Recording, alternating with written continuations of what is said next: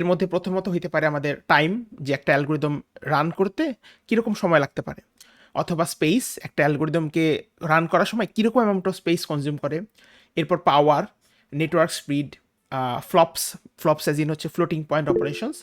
এরকম বেশ কিছু মেট্রিক আছে যেটার মাধ্যমে আমরা আসলে অ্যানালাইজ করতে পারি অ্যালগোরিদমটা how good is it working, হ্যাঁ।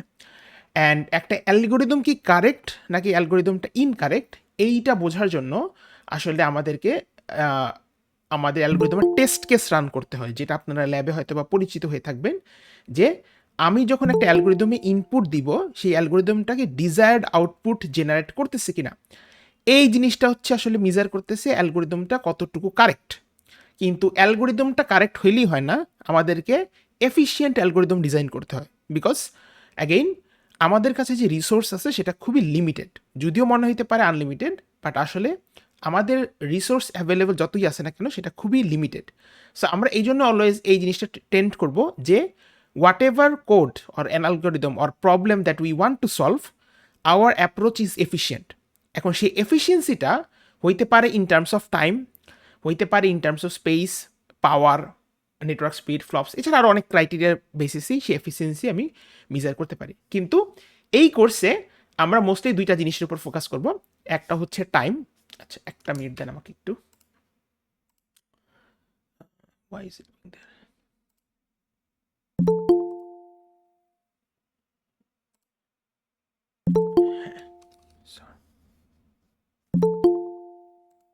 আচ্ছা, হ্যাঁ।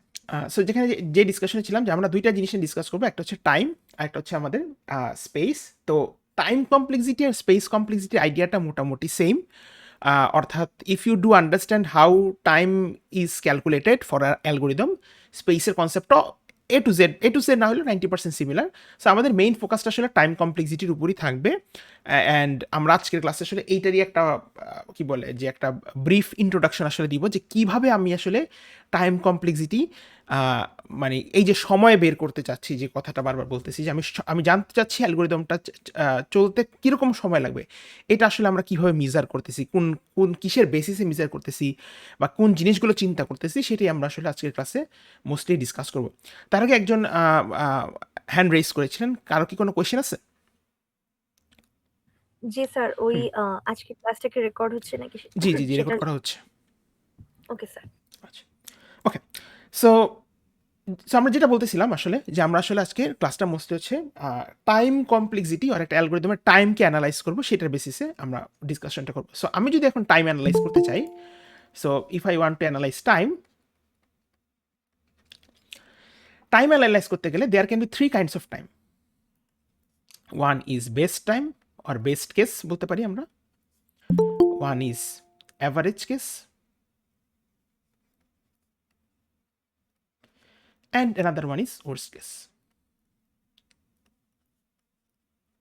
ঠিক আছে? So if I were to measure time, time আসলে তিন ধরনের হতে পারে। একটা বেস্ট কেস সিনারিও, একটা অ্যাভারেজ কেস সিনারিও, একটা হচ্ছে আপনার ওয়ার্স্ট কেস সিনারিও। ঠিক আছে? এখন এই তিনটা কেস কেন? কারণ অ্যাগেইন আপনারা যদি খেয়াল করেন, ইন আওয়ার রিয়েল লাইফ, আমি যদি রিয়েল লাইফের কথাও চিন্তা করি, আপনি যে কোনো কিছু করতে গেলে, যে কোনো ধরনের কাজ করতে গেলে, there are three kinds of possible scenarios. One is best case, and one is average case, one is worst case. So best case বলতে আসলে আমরা কি বুঝি? বেস্ট কেস বলতে আমরা বুঝি যে যেটা আসলে আমার জন্য সবচেয়ে ভালো পসিবল সিনারিও, বা আপনাকে যদি জিজ্ঞেস করা হয় যে what is the best possible grade that you can achieve in a course in BRAC, that is basically A, right, 4 or A plus, যাই বলতে চান। আবার what is the worst possible grade can you achieve in a grade in BRAC, that is fail, F, right, 0। What is the average case grade হইতে পারে, আপনারা অনেকে বলতে পারেন এটা maybe sir 3, B plus, B minus, C plus, অনেক কিছুই বলতে পারেন আসলে, হ্যাঁ। তো বেস্ট কেস হচ্ছে আমার জন্য বেস্ট পসিবল, বা বেস্ট পসিবল আউটপুট বা সিনারিও, যাই বলতে চান না কেন। Worst case is the worst, and average case means হচ্ছে আসলে ইন বিটুইন সামথিং, কিছু একটা। কিন্তু অ্যালগোরিদমের ক্ষেত্রে আসলে জিনিসটাকে আমরা কীভাবে মেজার করতেছি, যে what is actually best case scenario for what is the best case time for an algorithm, or what is the worst case time for an algorithm, or what is the average case time for an algorithm. তো খেয়াল করেন, একটা অ্যালগোরিদমে যখন আমরা বলতেছি যে একটা algorithm একটা রানিং টাইম যখন আমি বের করতেছি বেস্ট কেসে, তাহলে সবচেয়ে রানিং টাইম সবচেয়ে কি হবে? সবচেয়ে মিনিমাম স্টেপস বা রানিং টাইম নিবে, রাইট? Make sense? যে আমি ধরেন একটা অ্যালগোরিদম ডিজাইন করতেছি, আমি ধরেন কোনো একটা প্রবলেম সলভ করতে চাচ্ছি, সো সেই প্রবলেমের জন্য বেস্ট কেস টাইম কমপ্লেক্সিটি যদি একটা অ্যালগোরিদম আমি বানাইতে চাই, তাহলে সেই বেস্ট কেস টাইম কমপ্লেক্সিটি অ্যালগোরিদমটা অবশ্যই মিনিমাম স্টেপ বা মিনিমাম রানিং টাইম নিবে। তাহলে ওয়ার্স্ট কেসটা কোনটা হবে? অবশ্যই এর অপোজিট। এই ক্ষেত্রে আমার ম্যাক্সিমাম স্টেপস বা রানিং টাইম নিবে, ঠিক আছে? And what is the average case? Average case is basically সেক্ষেত্রে অ্যালগোরিদমতে অ্যাভারেজ সংখ্যক রানিং টাইম, অ্যাভারেজ সংখ্যক স্টেপস বা রানিং টাইম নেবে।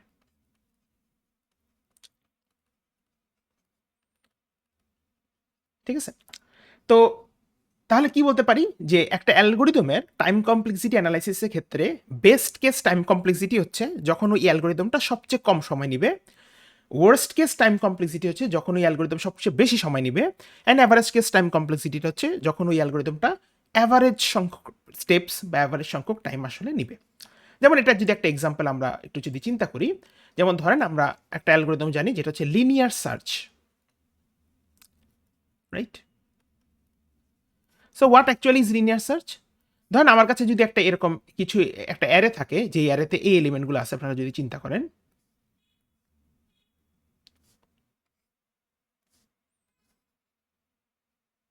সরি, তো ধরেন এই অ্যারেতে এই 5টা এলিমেন্ট আছে, 2, 5, 9, 3, 6। তো উই নো অ্যারের হচ্ছে ইন্ডেক্সগুলো এরকম হয় 0, 1, 2, 3, 4, মানে 0 থেকে লেন্থ -1। তো আপনাদের জন্য আমার কোয়েশ্চেন হচ্ছে এই অ্যারেটাতে আমি যদি বেস্ট কেস টাইম কমপ্লেক্সিটিটা জানতে চাই, তাহলে কোন ভ্যালুটাকে ফাইন্ড আউট করার জন্য আমি বেস্ট কেস টাইম কমপ্লেক্সিটিটা পারবো? কেউ বলতে পারবেন আমাকে? স্যার 2। 2 কেন? স্যার কারণ 2 মানে লিস্ট না, মানে অ্যারে স্যার ফার্স্টেই, আচ্ছা, হ্যাঁ, মানে good, very 0 good. Number index. 0 নম্বর ইন্ডেক্সে তারপর স্যার এই জন্যই মানে সার্চ করতে বেশি সময় লাগতেছে না। হ্যাঁ, ঠিক আছে। সো খেয়াল করেন আমার এই অ্যারেতে 5টা এলিমেন্ট আছে। তো আমি যদি এখন এই অ্যারেটার উপর সার্চ করি, তাহলে সবচেয়ে কম সময় লাগবে প্রথম এলিমেন্টটার জন্য। কারণ আমি যদি আমি যদি 2 কে সার্চ করি, if I am searching for the value 2, আমি যদি 2 ভ্যালুটার জন্য সার্চ করি, তাহলে আমার সময় সবচেয়ে কম লাগবে। কেন? কারণ আমি 2 কে যখন সার্চ করব, তখন আমি সেটাকে অ্যারের প্রথম ইন্ডেক্সই পেয়ে যাব। সো তাহলে যদি খেয়াল করেন, আমি যদি একটা লুপ রান করি, দ্যাট ইজ লিনিয়ার সার্চ, তো মানে বেসিক্যালি আপনি এই অ্যারেটার উপর একটা লুপ রান করবেন। সো আপনি এই অ্যারেটার উপর যখন লুপ রান করতেছেন, তাহলে আপনি যদি 2 ভ্যালুটাকে সার্চ করেন, তাহলে লুপটা জাস্ট একবার চলেই কিন্তু আপনাকে ট্রু রিটার্ন করবে। ঠিক আছে? আমি আরেকবার বলি, যখন আমি 2 ভ্যালুটাকে সার্চ করতেছি, 2 ভ্যালুটা হচ্ছে আমার এই অ্যারেটার প্রথম ইন্ডেক্সে আছে। তো এখন লিনিয়ার সার্চ করা মানে কি? লিনিয়ার সার্চ করা মানে কিন্তু আসলে জিনিসটা কি, যে আপনার কাছে যদি কোনো একটা গিভেন ডেটা সেট, অ্যারে বা সিকোয়েন্স অফ নাম্বার থাকে, আপনি ইন্ডিভিজুয়ালি প্রত্যেকটা নাম্বারকে চেক করবেন যে সেই নাম্বারটা কি সেটাই যেটা আপনি খুঁজতেছেন কিনা। সো আমি যেহেতু 2 কে খুঁজতেছি, সো 2 কে কিন্তু আমি আসলে এই অ্যারের প্রথম ইন্ডেক্সেই পেয়ে যাব, তাই না? তো আমি যদি এখন 2 কে প্রথম ইন্ডেক্সে পেয়ে যাই, তাহলে ব্যাপারটা কি দাঁড়ালো? তাহলে আমার জাস্ট একবার লুপ চললেই কিন্তু আমি যাকে খুঁজতেছিলাম তাকে পেয়ে যাচ্ছি। সো বেস্ট কেসে আমার কিন্তু এটা time complexity just one time run হবে। ঠিক আছে? স্যার আমাদের ক্লাসটা কি রেকর্ড হচ্ছে? Yes sir. আচ্ছা, থ্যাংক ইউ। ঠিক আছে? সো বেস্ট কেসে জাস্ট ওয়ান টাইম এটা রান হবে।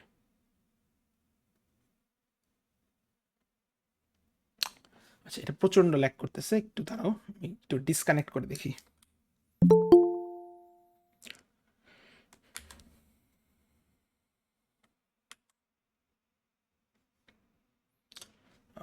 Let me try again.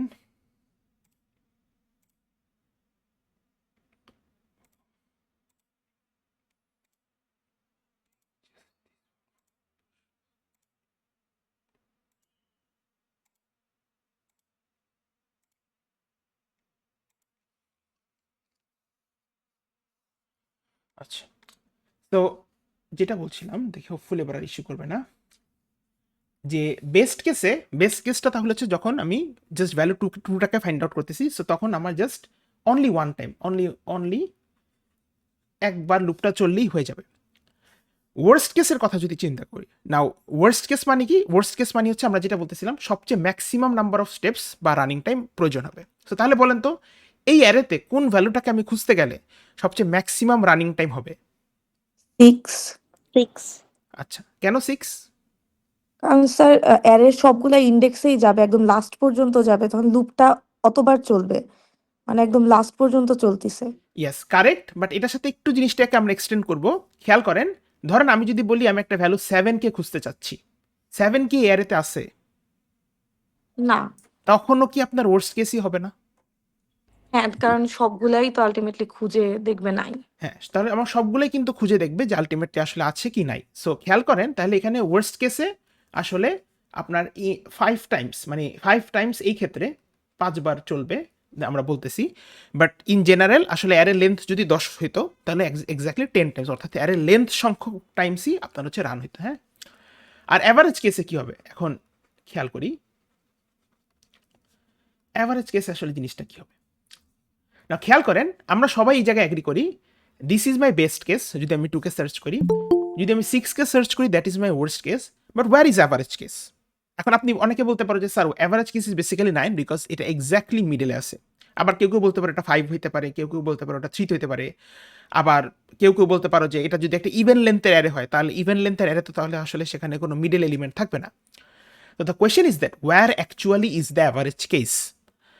এখন এখানে একটা অ্যাম্বিগুইটি আছে, মানে অ্যাজ ইন যে আসলে কোথায় অ্যাভারেজ কেস এটা আসলে বলা সম্ভব না। কেউ যদি ক্লেম করে এখানে যে 9 হচ্ছে আমার অ্যাভারেজ কেস, তাহলে একটা কাউন্টার আর্গুমেন্ট দেওয়া যেতে পারে যে 5কে আমি যখন সার্চ করতেছি সেটা কেন অ্যাভারেজ কেসে পড়বে না। আবার আরেকটা কাউন্টার আর্গুমেন্ট দেওয়া যেতে পারে যে 3 কেন অ্যাভারেজ কেসে পড়বে না যদি 9ই হয়। কারণ খেয়াল করো আমরা সবাই অ্যাগ্রি করতেছি যে 2কে যদি সার্চ করি সেটাকে প্রথম ইন্ডেক্সে পাইতেছি, that is my best case. 6কে যখন আমি সার্চ করতেছি সেটাকে আমি লাস্ট ইন্ডেক্সে পাচ্ছি, সেটা আমার ওয়ার্স্ট কেস। তাহলে ইন বিটুইন যাই থাকুক না কেন, 5, 9, 3 ওর যে কোনো ভ্যালুই থাকুক না কেন, that should technically be my average case because that is neither best case nor my worst case, right? So technically এখানে একটা জিনিস খেয়াল করো, বেস্ট কেসে কতবার চলবে এটা বলা যায়, ওয়ার্স্ট কেসে কতবার চলবে এটাও ফিক্স করে বলা যায়। অ্যাভারেজ কেসে ফিক্সড কতবার চলবে এটা কিন্তু শিওরলি বলা যাইতেছে না। দ্যার ইজ অ্যান অ্যাম্বিগুইটি, হয় there is a confusion here. Maybe এটা 3 বার চলতে পারে, মেবি এটা 2 বার চলতে পারে, মেবি এটা 4 বার চলতে পারে, আর যদি অ্যারে লেন্থ আরও বড় হয় মেবি আরও কম বেশিও চলতে পারে, তাই না? সো ইন দিস কেস আসলে আমরা তখন কি বলবো, মানে যেহেতু একটা অ্যাম্বিগুইটি আছে আমি তো ফিক্সড বলতে পারতেছি না যেখানে 2 বারই চলবে, 3 বারই চলবে, 4 বার চলবে। সো আমি এখানে জেনারেলি এই ওয়ার্স্ট কেসের যেটা আছে যে ওয়ার্স্ট কেসে এটা 5 বার চলবে, আমি জেনারেলি এটা এভাবেই বলবো যে অ্যাভারেজ কেসে এটা 5 বারই চলবে। ঠিক আছে, আমি আবারও রিপিট করি জিনিসটা কেন। আমি যখন ভ্যালু 2কে সার্চ করতেছি আমরা সবাই অ্যাগ্রি করছি that this is the best case because the loop will basically run only one time. আমি যখন ভ্যালু 6কে সার্চ করতেছি অর এনি আদার ভ্যালু যেটা এই অ্যারেতে নাই, তখন আসলে আমার পুরো অ্যারেটাকে সার্চ করা লাগবে। So that would be my worst case. এর বিটুইন যে ভ্যালুগুলো আছে that is in this example 5, 9 and 3, এগুলো neither best case nor my worst case. তাহলে এগুলো অবশ্যই আমার অ্যাভারেজ কেস, কিন্তু কোনটা এক্স্যাক্টলি অ্যাভারেজ কেস? এটা কি 9কে সার্চ করতে গেলে অ্যাভারেজ কেস হবে, 5কে সার্চ করতে গেলে অ্যাভারেজ কেস হবে, নাকি 3কে সার্চ করতে গেলে অ্যাভারেজ কেস হবে? এটা আসলে ফিক্স করে বলা যায় না। যদি বলো যে 5 হবে তাহলে বলা যেতে পারে যে কেন 9 আর 3 হবে না। যদি বলো 3 হবে, 3কে সার্চ করতে গেলে হবে, কাউন্টার আর্গুমেন্ট দেওয়া যেতে পারে যে কেন 5 আর 9 হবে না। সো অ্যাভারেজ কেসটা আসলে একটা অ্যাম্বিগুইটির মতন, অর্থাৎ এটাকে ফিক্স করে বলা যায় না এটা কই আছে। সো ইন দিস এসব ক্ষেত্রে আমরা জেনারেলি যেটা বলি যে অন অ্যাভারেজ এটা আসলে 5 বারই চলবে। ঠিক আছে, সো এইভাবে হচ্ছে আমরা একটা আইডিয়া নিতেছি যে আসলে regarding best case, average case, worst case, এটা প্রত্যেকটা অ্যালগরিদমের জন্য আছে। এটা যদি তোমাদেরকে আরেকটা এক্সাম্পল দিই, যে ধরো তোমরা যখন বাসা থেকে ইউনিভার্সিটিতে আসবা, so whenever I am coming from home to university, again এই টাইমের বিষয়টা কিন্তু আসতেছে, রাইট? উই আর চুজিং, আমরা সেরকম একটা পাথে চুজ করতেছি বা সেরকম একটা মোড অফ ট্রান্সপোর্টেশন চুজ করতেছি যেখানে কিন্তু যেটা আমাদের জন্য ইকোনমিক্যালি ফিজিবল অ্যান্ড একই সাথে আমি যাতে মোটামুটি ভালো সময়ে বা ইউনিভার্সিটিতে চলে আসতে পারি। নাও খেয়াল করো, ধরো আমার বাসা থেকে আমার ইউনিভার্সিটিতে আসতে আধা ঘন্টার মতন সময় লাগে, হ্যাঁ?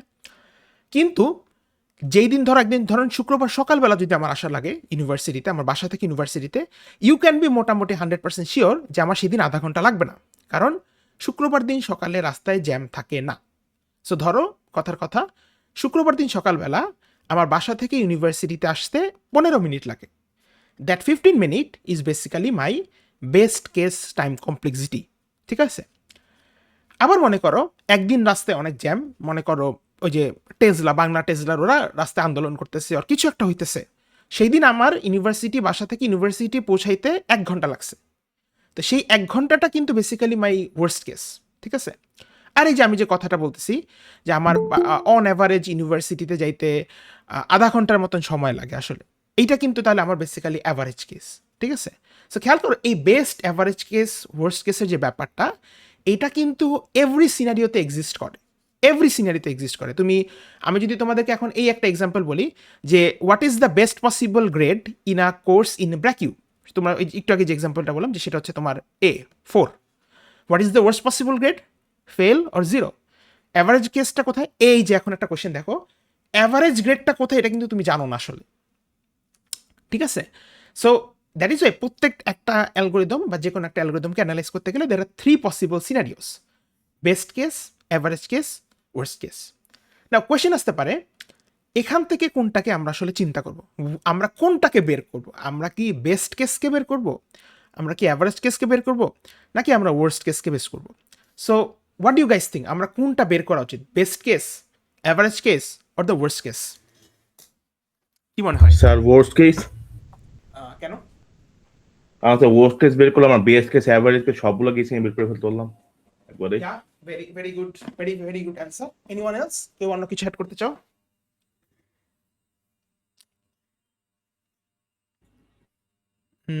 Yeah, Sakif, do you want to add anything? মানে স্যার ওই যে ওয়ার্স্ট কেসটা বের করলে আমরা ওই যেটা বললো আর কি, ওয়ার্স্ট কেসকে বের করলে আমরা সবকিছুর জন্য অ্যাকাউন্ট করে ফেলতে পারবো আমাদের অ্যালগোরিদমে। Yeah, true. মানে এটা তো ওটাই, তুমি নতুন করে কিছু অ্যাড করতে চাও কিনা, অন্যভাবে চিন্তা করো একটু। Anyone else at one to Rayan যেটা বলছে দ্যাটস অ্যাবসলিউটলি কারেক্ট, এটা নিয়ে কোনো কোয়েশ্চেন নাই। But anyone want to add anything, a new something? খেয়াল করো এটা একটা discussion base class, so let us try to discuss. Sir space complexity বুঝতে পারবো? না বাবা, আমরা আসলে এখানে তোমার স্পেস কমপ্লেক্সিটি নিয়ে কথা বলতেছি না, আমরা we are just talking about time complexity, বুঝছো? আচ্ছা আচ্ছা আচ্ছা আচ্ছা আচ্ছা, so let us try to develop some perspectives, হ্যাঁ, যে which one should we actually consider? Should we consider best, average, worst? আমি আগে থেকে স্পয়লার অ্যালার্ট বলে থাকি, we are always considering worst case time complexity, but আমরা আসলে এটাকে একটু লজিক্যালি চিন্তা করি যে কেন আমরা ওয়ার্স্ট কেসই আসলে দেখতেছি, হ্যাঁ?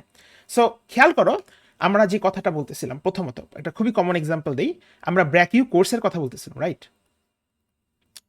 ব্র্যাকিউ কোর্স গ্রেডের কথা বলতেছিলাম।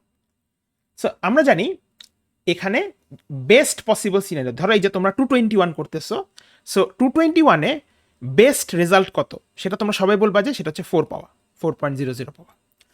আমি যদি তোমাদেরকে আস্ক করি যে 221-এ ওয়ার্স্ট পসিবল রেজাল্ট কত, সেটা সবাই বলবো হচ্ছে ফেল করা বা 00 পাওয়া। কিন্তু আমি যদি তোমাদেরকে আস্ক করি অ্যাভারেজ রেজাল্টটা কত, মেবি অনেকে বলতে পারো যে স্যার এটা 2.7, বা অনেকে বলতে পারো এটা 3, অনেকে বলতে পারো এটা 2.3, হোয়াট এভার, অনেকে অনেক অনেক অ্যান্সারই দিতে পারো। কোশ্চেন হচ্ছে কোনটা আসলে আমার জন্য এখানে সবচেয়ে অ্যাকসেপ্টেবল কেস বা অ্যাকসেপ্টেবল সিনারিও। না, এখানে একটা জিনিস খেয়াল করো, if you want to get 4, that is তুমি যদি এই কোর্সে বেস্ট পসিবল রেজাল্টটা পেতে চাও, তাহলে কিন্তু তোমাকে এখানে হার্ডওয়ার্ক করতে হবে, যেটা আমরা প্রথম ক্লাসে বলছি, that you have to do good result in everywhere. তোমার কুইজে ভালো করতে হবে, মিডে ভালো করতে হবে, ফাইনালে ভালো করতে হবে, ল্যাবে ভালো করতে হবে, এবং ওভারঅল যদি তুমি আসলে if you do overall good, then তুমি আসলে এখানে 4 পাওয়ার একটা চান্স তোমার কাছে আছে। সো খেয়াল করো এই যে তুমি যে বেস্ট পসিবল রেজাল্টটা ফাইন্ড আউট করতে চাচ্ছ, এটা কিন্তু তোমার উপর ডিপেন্ডেন্ট, তুমি কি আসলে পড়ালেখা করতেছো নাকি করতেছো না। সো দ্যাট মিনস আমি বলতে পারি বেস্ট কেস হচ্ছে বেসিক্যালি ইনপুট ডিপেন্ডেন্ট। তুমি কতটুকু হার্ডওয়ার্ক করতেছো, কতটুকু পড়ালেখা করতেছো, কতটুকু কনসেপ্ট তুমি বুঝতেছো, এটার উপর ডিপেন্ড করবে তুমি কি আদৌ 4 পাবা কি পাবা না, ঠিক আছে? আচ্ছা, এখন অ্যাভারেজ কেসের কথা বলি, ঠিক আছে? আমি যদি তোমাদের কাজ করি যে what is the average possible grade in this course, maybe অনেকে এই অ্যান্সারগুলো দিবা, but the thing is that আজকে দাঁড়িয়ে মানে this is the only the second class of 221, তুমি কি এক্স্যাক্টলি বলতে পারবা যে তোমার 221 অ্যাভারেজ গ্রেড 3 নাকি 2.7 নাকি 2.3? এটা কি আজকে দাঁড়িয়ে বলা সম্ভব? ইফ ইউ থিঙ্ক ক্লিয়ারলি, এটা বলা সম্ভব না। মেবি একটা সেমিস্টারে চিন্তা করো স্টুডেন্টরা অনেক ভালো রেজাল্ট করলো, তখন কিন্তু অ্যাভারেজ, মনে করো তোমার অ্যাভারেজ গ্রেডই 3.3 হইতে পারে না? আবার মনে করো আরেকটা সেমিস্টারে স্টুডেন্টদের রেজাল্ট খুব একটা ভালো ছিল না, ধরো অ্যাভারেজ গ্রেড তখন ডাউনে 2 হয়ে গেল, কথার কথা চিন্তা করো। ঠিক আছে, সো তাহলে একটা জিনিস খেয়াল করো, অ্যাভারেজ কেসটা কিন্তু is difficult to compute, difficult to compute. ঠিক আছে, কিন্তু স্যার আরেকবার বলবেন হ্যাঁ স্যার বলতেছি, এভারেজটা? আসতেছি আমি। কিন্তু আমি যদি ওয়ার্স্ট কেসের কথা চিন্তা করি, if I am thinking about the worst case, তখন আসলে কি হবে খেয়াল করো। আমি যদি তোমাদেরকে এখন এই কথাটা বলি যে এই কোর্সে তোমরা এখন যারা আসো, যারা এখন সেকেন্ড ক্লাসে আসো, তোমাদের সবার গ্রেড ইদার হবে ফেল অথবা ফেলের থেকে বড় কিছু, তাহলে কিন্তু দেখো জিনিসটা, কথাটা ফ্যাকচুয়ালি কারেক্ট। কেন ফ্যাকচুয়ালি কারেক্ট খেয়াল করো, জিনিসটা আমি শুরু থেকে রিক্যাপ করতেছি। আমরা বলতেছি যে এই কোর্সের বেস্ট গ্রেড হচ্ছে 4। তুমি কখন 4 পাবা? যখন তুমি পড়ালেখা করবা, খুব সিম্পল অ্যান্সার। কিন্তু ইট ইজ অলসো পসিবল যে এখানে কেউ 4 নাও পাইতে পারে। ইটস নট লাইক সিং আমি দিব না, এরকম না বিষয়টা, but the thing is that এখানে যদি কেউ 4 পাইতে চাও, তোমাকে পড়ালেখা করতে হবে। বাট ইজ ইট গ্যারান্টিড যে তুমি 4 পাবা? মেবি পড়ালেখা করলে ইয়েস, বাট এটা কিন্তু শিওরলি গ্যারান্টি করে বলা যাচ্ছে না। এটা তোমার ইনপুটের উপর ডিপেন্ড, তুমি অ্যাজ আ স্টুডেন্ট কতটুকু হার্ডওয়ার্ক করবা, কতটুকু এফোর্ট দেবে, এটার উপর ডিপেন্ডেন্ট। মেবি কোনো সেমিস্টারে দেখা যেতে পারে যে কেউ যদি কোনো এফোর্ট না দেয়, মেবি 4 আসবেও না। সো খেয়াল করো, তাহলে কিন্তু আমি বেস্ট কেস সিনারিওকে আসলে অ্যাবসলিউট চিন্তা করতে পারতেছি না। অর্থাৎ আমি যদি এই কথাটা বলি, এই কোর্সে তোমার বেস্ট গ্রেড হবে হচ্ছে 4 অথবা 4-এর থেকে কম, এটা কিন্তু ফ্যাকচুয়ালি টোটালি কারেক্ট না, কারণ 4 তো নাও আসতে পারে। আবার আমি যদি এই কথাটা বলি যে এখানে অ্যাভারেজ গ্রেড হবে 3 বা 2.7 বা 2.3, এটা কিন্তু ডিরেক্টলি বলা যায় না। মনে করো একটা সেমিস্টারে স্টুডেন্টদের রেজাল্ট অনেক ভালো, তখন অ্যাভারেজ গ্রেড ধরো 3.3, অন অ্যাভারেজ স্টুডেন্টরা 3.3 করে পাইছে। আবার আরেকটা সেমিস্টারে তুমি যদি চিন্তা করো যে ধরো স্টুডেন্টরা তোমার অন অ্যাভারেজ তাদের ওভারঅল রেজাল্টটা খারাপ, তাদের অ্যাভারেজ গ্রেড আসছে 2.3। সো অ্যাভারেজ কেস যে গ্রেডটা, অ্যাভারেজ গ্রেডের যে কথাটা আমি বলতেছি, এটা কিন্তু কম্পিউট করা ইজি না, মানে it's very difficult to compute. এটা আসলে কই হবে, কিভাবে হবে, এটা এক্স্যাক্টলি কোথায় হবে, এটা কিন্তু আমি বলতে পারতেছি না। কিন্তু on the other hand, if I look at the worst case time complexity বা worst case grade in this example, আমি যদি এইটা বলি যে এই কোর্সে ওয়ার্স্ট গ্রেড হবে ফেল অথবা ফেলের থেকে বেটার কিছু, তখন কিন্তু দেখো কথাটা ফ্যাকচুয়ালি কারেক্ট, কারণ there is no lower grade than fail, and তোমরা ইদার সবচেয়ে লোয়েস্ট হলে কেউ ফেল হবে, আর না হলে সবাই কিন্তু এর থেকে ভালো কোনো গ্রেড নিয়ে বের হবে। সো তাহলে খেয়াল করো, বেস্ট কেস টাইম কমপ্লেক্সিটিটা বা বেস্ট গ্রেডটা হচ্ছে ইনপুট ডিপেন্ডেন্ট, অ্যাভারেজটা হচ্ছে ডিফিকাল্ট টু কম্পিউট, এটা কোথায় আছে আমি জানি না, ওয়ার্স্টটা হচ্ছে আসলে কিন্তু আমার easier for me, is very easy to compute.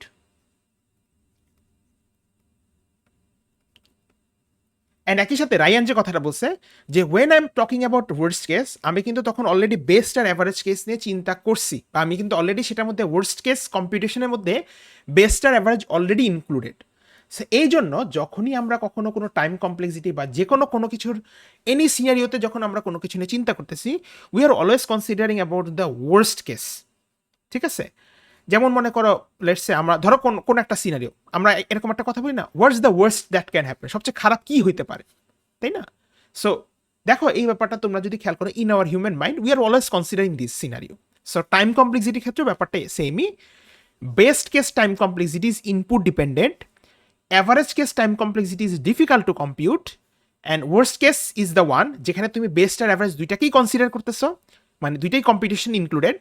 It's easier for me to compute, and also this is why it is mostly factually correct, কারণ বেস্ট কেসও ভুল হতে পারে, অ্যাভারেজ কেসও ভুল হতে পারে, কিন্তু ওয়ার্স্ট কেস যখন চিন্তা করতেছে এখানে ভুল হওয়ার সম্ভাবনা নাই। সো দ্যাটস ওয়াই এই যে আমরা যে টাইম কমপ্লেক্সিটির কথা বললাম, সেখানে কিন্তু আমরা we will just focus on the worst case time complexity.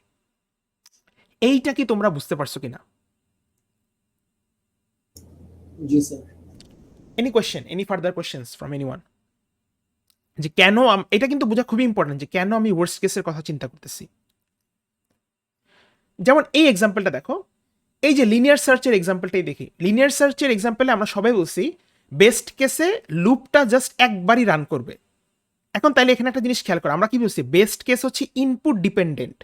তাহলে খেয়াল করো, তাহলে কিন্তু তোমার এই লিনিয়ার সার্চের বেস্ট কেস টাইম কমপ্লেক্সিটি পাওয়ার জন্য তোমার 2কেই খুঁজতে হবে। তুমি যদি 5, 9, 3, 6 কাউকে খুঁজো তাহলে কিন্তু আর বেস্ট কেস কখনোই হবে না। সো দ্যাট মিনস একটা জিনিস অলওয়েজ মাথায় রাখবা, best case time complexity is input dependent. তো তুমি যদি এখন 2 ইনপুট না দাও তাহলে বেস্ট কেস পাবা না। সো তাহলে তো বেস্ট কেসকে কনসিডারেশনে রাখা যাচ্ছে না। অ্যাভারেজ কেস টাইম কমপ্লেক্সিটি কি? অ্যাভারেজ কেসটা কোথায় কোথায় আছে এটা কিন্তু কম্পিউট করা ডিফিকাল্ট। অ্যাজ ইন আমি যদি 9কে খুঁজি সেটাও অ্যাভারেজ কেস হতে পারে, 5কে খুঁজি সেটাও অ্যাভারেজ কেস হতে পারে, 3কে খুঁজি সেটাও অ্যাভারেজ কেস হতে পারে। সো বলা যাচ্ছে না অ্যাভারেজ কেসটা এক্স্যাক্টলি কোথায়, কিন্তু এইটা বলা যেতে পারে, এই অ্যারের ক্ষেত্রে এইটা বলা যেতে পারে অ্যাট দ্য ওয়ার্স্ট কেস এখানে কোনো একটা ভ্যালুকে খুঁজে বের করতে আমার লুপটা 5 বারই চলা লাগবে, এর বেশি কখনোই লাগবে না। সো ওয়ার্স্ট কেস কিন্তু আমার জন্য ইজিয়ার টু কম্পিউট, এবং আমি যখন ওয়ার্স্ট কেসকে কনসিডার করতেছি অলরেডি বেস্ট আর অ্যাভারেজ কেসটা কনসিডারেশনটা সেই কম্পিটিশনের মধ্যে ইনক্লুডেড। সো এই জন্য আমরা অলওয়েজ টাইম কমপ্লেক্সিটি যে অ্যানালাইসিস করবো বলতেছি সেখানে আমরা we will always talk about worst case time complexity. ঠিক আছে, hopefully that's clear enough for you. কারো যদি কোনো কোয়েশ্চেন থাকে ফিল ফ্রি টু আস্ক, কোনো সমস্যা নেই। Any questions? আচ্ছা, যদি কোয়েশ্চেন না থাকে তাহলে আমরা মুভ অন করি। এখন কথা হইতেছে, যদি আমরা যেহেতু আমরা একটা জিনিস অ্যাগ্রি করছি যে আমরা ওয়ার্স্ট কেস টাইম কমপ্লেক্সিটি বের করব, পরের কোয়েশ্চেনটা হচ্ছে আমরা কি প্র্যাকটিক্যাল ওয়ার্স্ট কেস বের করব ভার্সেস থিওরিটিক্যাল ওয়ার্স্ট কেস, কোনটাকে ফাইন্ড আউট করবো আসলে?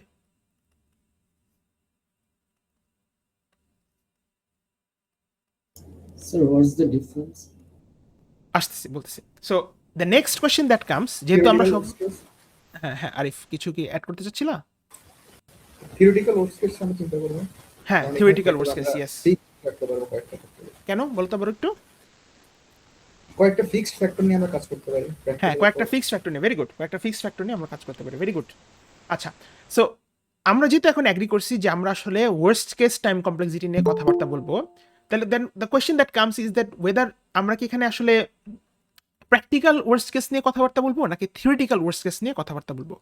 So let's take a scenario, একটা আমরা সিনারিওর মাধ্যমে এই জিনিসটা বোঝার চেষ্টা করি। আমি একটা প্রবলেম দিলাম তোমাদের সবাইকে, সেই প্রবলেমটা হচ্ছে টু ফাইন্ড, এটা প্রথম ক্লাসে দিছি, to find summation of first 100 numbers. ঠিক আছে, এখন এই প্রবলেমটা তোমাদেরকে আমি সলভ করতে দিলাম, এবং ধরে নেই যে between you there are programmers, কেউ কেউ হয়তো বা মনে করো C++ ব্যবহার করে থাকো, কেউ কেউ হয়তো বা তোমার জাভা ব্যবহার করে থাকো, and maybe some of you তোমরা হয়তো বা পাইথন ব্যবহার করে থাকো। সো তোমাদেরকে যখন আমি একই প্রবলেম সলভ করতে বললাম, তোমরা সবাই এটা সলভ করলাম, মেবি কেউ কেউ C++, মেবি কেউ কেউ জাভাতে, মেবি কেউ কেউ পাইথনে। Now the question for you guys is that, প্রথম জিনিসটা এটা আমরা সবাই জানি যে পাইথনে নাম্বার অফ লাইন্স অলওয়েজ কম হয়, because Python is a very very high level language compare to C++ and Java. So ওই লাইনের কনসেপ্টটা বাদ দাও, যে লাইন কম বেশি হবে এটা বাদ দাও। What do you guys think, এই যে তোমাদের সবাই যদি একই প্রবলেম জাস্ট 3টা ডিফারেন্ট ল্যাঙ্গুয়েজে ইমপ্লিমেন্ট করো, 3টা রানিং টাইম কি সেম হবে? তোমাদের কাছে কি মনে হয়? No, sir. আচ্ছা, না, কেন না? না is the correct answer, but why not? Sir, বেশি লেন্দি কোড লিখলে বা ডিটেলসে লিখলে আই গেস এটা টাইম কম হয়। না না না, এটা আমি ওই যে শুরুতে একটা জিনিস বলে রাখছি, ধরে নাও ওই লাইনের হিসাবটা বাদ দিয়ে দাও, মনে করো সবাই মোটামুটি 5-6 লাইনে সবাই একই লাইনে লিখছে। স্যার সাকিব? এক একটা ল্যাঙ্গুয়েজ তো এক এক ভাবে কাজ করে, সো এক একটা রানিং টাইম আর কি ডিফারেন্ট, প্রসেসিং টাইম ডিফারেন্ট হইতে পারে, সো ওটা ডিফারেন্ট আসবে আর কি। Yes, very good answer, but before that তোমরা কি কেউ জানো আসলে যে এই যে যারা কম্পিটিটিভ প্রোগ্রামিং করে হ্যাঁ, তারা কোন ল্যাঙ্গুয়েজটা ইউজ করে between C plus plus, Java and C++, Python? sir. C plus plus C plus plus. কেন এটা ব্যবহার করে কেউ কি জানো? এটা Python. এক্সিকিউশন টাইম অনেক কম এই জন্য। Yes, it is the fastest programming language between this three আসলে, ঠিক আছে? আচ্ছা, এখন কথা হচ্ছে কেন। ওয়েল, খেয়াল করো, সাকিব একটা সুন্দর কথা বলছে যে এক একটা প্রোগ্রামিং ল্যাঙ্গুয়েজ আসলে এক একটা পারপাসে ক্রিয়েট করা, এটা হচ্ছে ফার্স্ট থিং। হ্যাঁ, সি প্লাস প্লাস বা সি প্লাস প্লাস আসলে হচ্ছে বেসিক্যালি সি এর একটা এক্সটেনশন। সিতে হচ্ছে তোমার অবজেক্ট ওরিয়েন্টেড প্রোগ্রামিং এর কোনো সাপোর্ট ছিল না। দ্যাট ইজ তুমি সিতে আসলে কোনো অবজেক্ট বা ক্লাস ক্রিয়েট করতে পারতো না, সিতে ক্রিয়েট করতে হতো স্ট্রাক্ট। হ্যাঁ, আর অবজেক্টের বদলে ছিল তোমার member. So C plus plus is basically an extension of C. Java create করা হয়েছিল বিকজ সি প্লাস প্লাস আসলে ডেভেলপমেন্ট করা যাচ্ছিল না, মানে অ্যাপ ডেভেলপমেন্ট বা তোমার ওয়েব ডেভেলপমেন্ট আসলে সি প্লাস প্লাস ওই লাইব্রেরিগুলো ছিলই না। সো জাভার first reason was to make it for development. হ্যাঁ, আর পাইথনের মেইন ইন্ট্রোডাকশনের মেইন আইডিয়াটা ছিল to make it easier for machine learning. আসলে পাইথনে যেসব লাইব্রেরিগুলো আছে এগুলো বেসিক্যালি মেশিন লার্নিং বা আর্টিফিশিয়াল ইন্টেলিজেন্স বা ডেটা সায়েন্সের ক্ষেত্রে মোস্টলি এগুলো খুবই খুবই ইউজফুল, যেগুলো আসলে জাভা বা সি প্লাস প্লাস আসলে নাই। সো ফার্স্ট অফ অল হচ্ছে তিনটা ল্যাঙ্গুয়েজ তিনটা সেপারেট পারপাসে ক্রিয়েট করা, এবং সেপারেট পারপাসে যেহেতু ক্রিয়েট করা, তিনটার মেকানিজমও ডিফারেন্ট। ঠিক আছে, এই যে প্রবলেমটা টু ফাইন্ড প্রথম 100টা নাম্বার তোমাদেরকে যদি আমি বলি জাভা স্ক্রিপ্ট দিয়ে সলভ করে, এটা কিন্তু জাভা স্ক্রিপ্ট দিয়ে সলভ করা যায়। জাভা স্ক্রিপ্ট ইটসেলফ একটা প্রোগ্রামিং ল্যাঙ্গুয়েজ, কিন্তু তুমি কিন্তু আসলে জাভা স্ক্রিপ্ট দিয়ে সলভ করবে না, বিকজ তুমি জানো those languages Java script, Flutter বা পিএইচপি এগুলো কিন্তু বেসিক্যালি ব্যবহার করা হয় ফর ওয়েব ডেভেলপমেন্ট। তো ওইগুলোর মেকানিজম আলাদা, ওখানে লাইব্রেরি আলাদা। সিমিলারলি এখানেও একটা জিনিস, একই প্রবলেম তোমাদেরকে যখন আমি সলভ করতে দিব, based on the language that you will implement, এটা রানিং টাইম ডিফারেন্ট হবে। কেউ যদি সি প্লাস প্লাসে করে তারটা সবচেয়ে ফাস্টেস্ট হবে, তারপর মেবি জাভা বা পাইথন কোন একটা হবে আর কি। ঠিক আছে, so the very first thing that you need to consider regarding practical worst case time complexity is that এটা ল্যাঙ্গুয়েজের উপর ডিপেন্ডেন্ট, কোন ল্যাঙ্গুয়েজে তুমি প্রোগ্রামটা ইমপ্লিমেন্ট করতেছো। ঠিক আছে, তাহলে আমরা বলতে পারি যে প্রথম যে জিনিসটা বলতে পারি দ্যাট ল্যাঙ্গুয়েজ ডিপেন্ডেন্ট। ঠিক আছে, সেকেন্ড একটা ইম্পর্টেন্ট ফ্যাক্টর আছে, সেটা হচ্ছে এটা একই সাথে হার্ডওয়্যার ডিপেন্ডেন্টও। কেন? ওয়েল, একটা জিনিস বোঝার চেষ্টা করো, এখানে তোমরা অ্যাট দিস পয়েন্ট যদি 50 জনও থাকো, 50 of you have a personal computer or a laptop. So একই প্রোগ্রাম তোমাদেরকে আমি যখন রান করতে দিব, মনে করো এখানে 50 জনই সবাই সি প্লাস প্লাসে রান করতেছে সবাই, স্টিল তোমাদের রানিং টাইমটা ডিফারেন্ট হবে। কেন? ওয়েল, তোমাদের যে কম্পিউটার বা পার্সোনাল বা ল্যাপটপ, তোমাদের যে অপারেটিং সিস্টেম ইনস্টল করা, it is different from each other, তাই না? এবং তোমাদের হার্ডওয়্যারও কিন্তু ডিফারেন্ট, কারোর হয়তো বা 32 জিবি র্যাম আছে, কারো 16 জিবি র্যাম আছে, কারো 8 জিবি আছে, কেউ হয়তো বা ম্যাক চালাও, কেউ হয়তো বা লিনাক্স চালাইতে পারো। সো খেয়াল করো, হার্ডওয়্যারের উপর ডিপেন্ডেন্সি আছে, কারোর প্রসেসর হয়তো বা ফাস্টার, কারোর প্রসেসর হয়তো বা slower, a lot of things are there. So একই প্রবলেম একই ল্যাঙ্গুয়েজে তুমি যদি এক্সিকিউট করো, এটা স্টিল হার্ডওয়্যারের উপর ডিপেন্ডেন্ট। কারণ এখানে এই 50 জন যারা আসো, 50 জনে দেখা যাবে যে ল্যাপটপের কনফিগারেশন আর পিসির configuration different.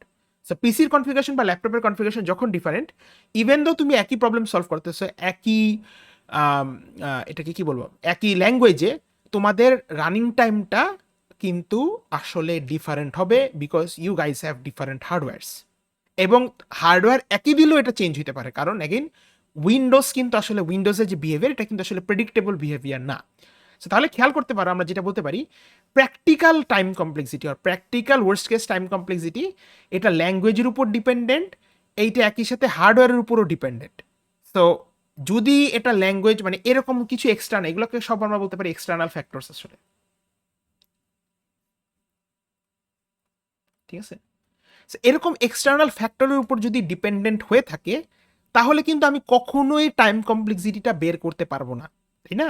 If the time complexity is basically dependent on external factors like language, hardware or other অনেক ফ্যাক্টর আছে, জাস্ট দুইটার কথা তোমাদেরকে বললাম। যদি এগুলোর উপর ডিপেন্ডেন্ট হয়ে থাকে, তাহলে তো আসলে আমার প্র্যাকটিক্যাল টাইম কমপ্লেক্সিটি আমার বের করা সম্ভব না আমার জন্য, তাই না? অ্যান্ড দ্যাট ইজ ট্রু, আসলে আমি কখনোই প্র্যাকটিক্যাল টাইম কমপ্লেক্সিটি বের করতে পারি না, এটা বের করা সম্ভব না। So what we will basically focus on is to find the theoretical worst case time complexity. ঠিক আছে, আমরা যেটার উপর ফোকাস করবো সেটা হচ্ছে theoretical worst case time complexity, because practical worst case is dependent on a lot of external factors. এই জিনিসটা কি ক্লিয়ার হয়েছে কিনা? Yes, sir. জি স্যার। আচ্ছা, এখন যদি এটা আমাদের ক্লিয়ার হয়ে থাকে তাহলে এখন কথা হইতেছে যে if we want to find the theoretical worst case, ঠিক আছে, বা থিওরিটিক্যাল টাইম কমপ্লেক্সিটি, তাহলে থিওরিটিক্যাল টাইম কমপ্লেক্সিটি মানে তো এটা ইন থিওরি, এটা কিন্তু প্র্যাকটিক্যাল না, মানে এটা প্র্যাকটিক্যাল একটা মানে এটা একটা ইন থিওরিটিক্যাল আইডিয়া, প্র্যাকটিক্যাল অবশ্যই ডিফারেন্ট হবে। তো এখন কথা হচ্ছে এটাকে আমরা আসলে কিসের বেসিসে ফাইন্ড আউট করবো? আমি যদি থিওরিটিক্যালি কোনো কিছু একটা ফাইন্ড আউট করতে চাই, we need to have some kind of basis. যেমন মনে করো তোমরা ছোটবেলায় যদি কখনো থিওরেম বা সম্পাদ্য পড়ে থাকো ম্যাথমেটিক্সে, তোমাদেরকে যদি বলে যে দুইটা ট্রায়াঙ্গেল বা তোমার হচ্ছে দুইটা অ্যাঙ্গেল বা কোণ সমান দেখাও, এটা যদি প্রুফ করতে বলে, দেখবা কিন্তু থিওরেম বা সম্পাদ্য শুরুতে আগে বলে ধরে নিত যে এই দুইটা সমান না, এই দুটাকে সমান না ধরে তারপর হচ্ছে জিনিসটাকে প্রমাণ করার চেষ্টা করতো। সো একটা বেসিস দরকার আসলে থিওরিটিক্যাল টাইম কমপ্লেক্সিটি যদি বের করতে চাই, একটা বেসিস আমাদের দরকার, এবং সেই বেসিস বা সেই কনস্ট্রাক্টটা হচ্ছে আসলে আমাদের দেয়ার ইজ আ বেসিস, যে বেসিসটাকে আমরা বলে থাকি হচ্ছে তোমার র্যান্ডম অ্যাক্সেস মেশিন বা র্যাম মডেল। তো এই বেসিসটা আসলে কি বলে? এই বেসিসটা প্রথম অ্যাজাম্পশনটা যেটা করে, the very first assumption is that assumes a single processor. ঠিক আছে, এটা প্রথম অ্যাজাম্পশনটা হচ্ছে এইটা অ্যাজিউম করতেছে ইটস আ সিঙ্গেল প্রসেসর, তারপর হচ্ছে instructions will be executed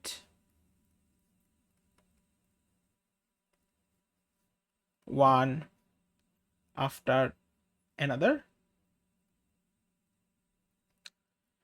and finally যেটা ইয়ে করে, সরি চেঞ্জ হয়ে গেল, each simple operation takes one unit time, and finally loops are not simple operations.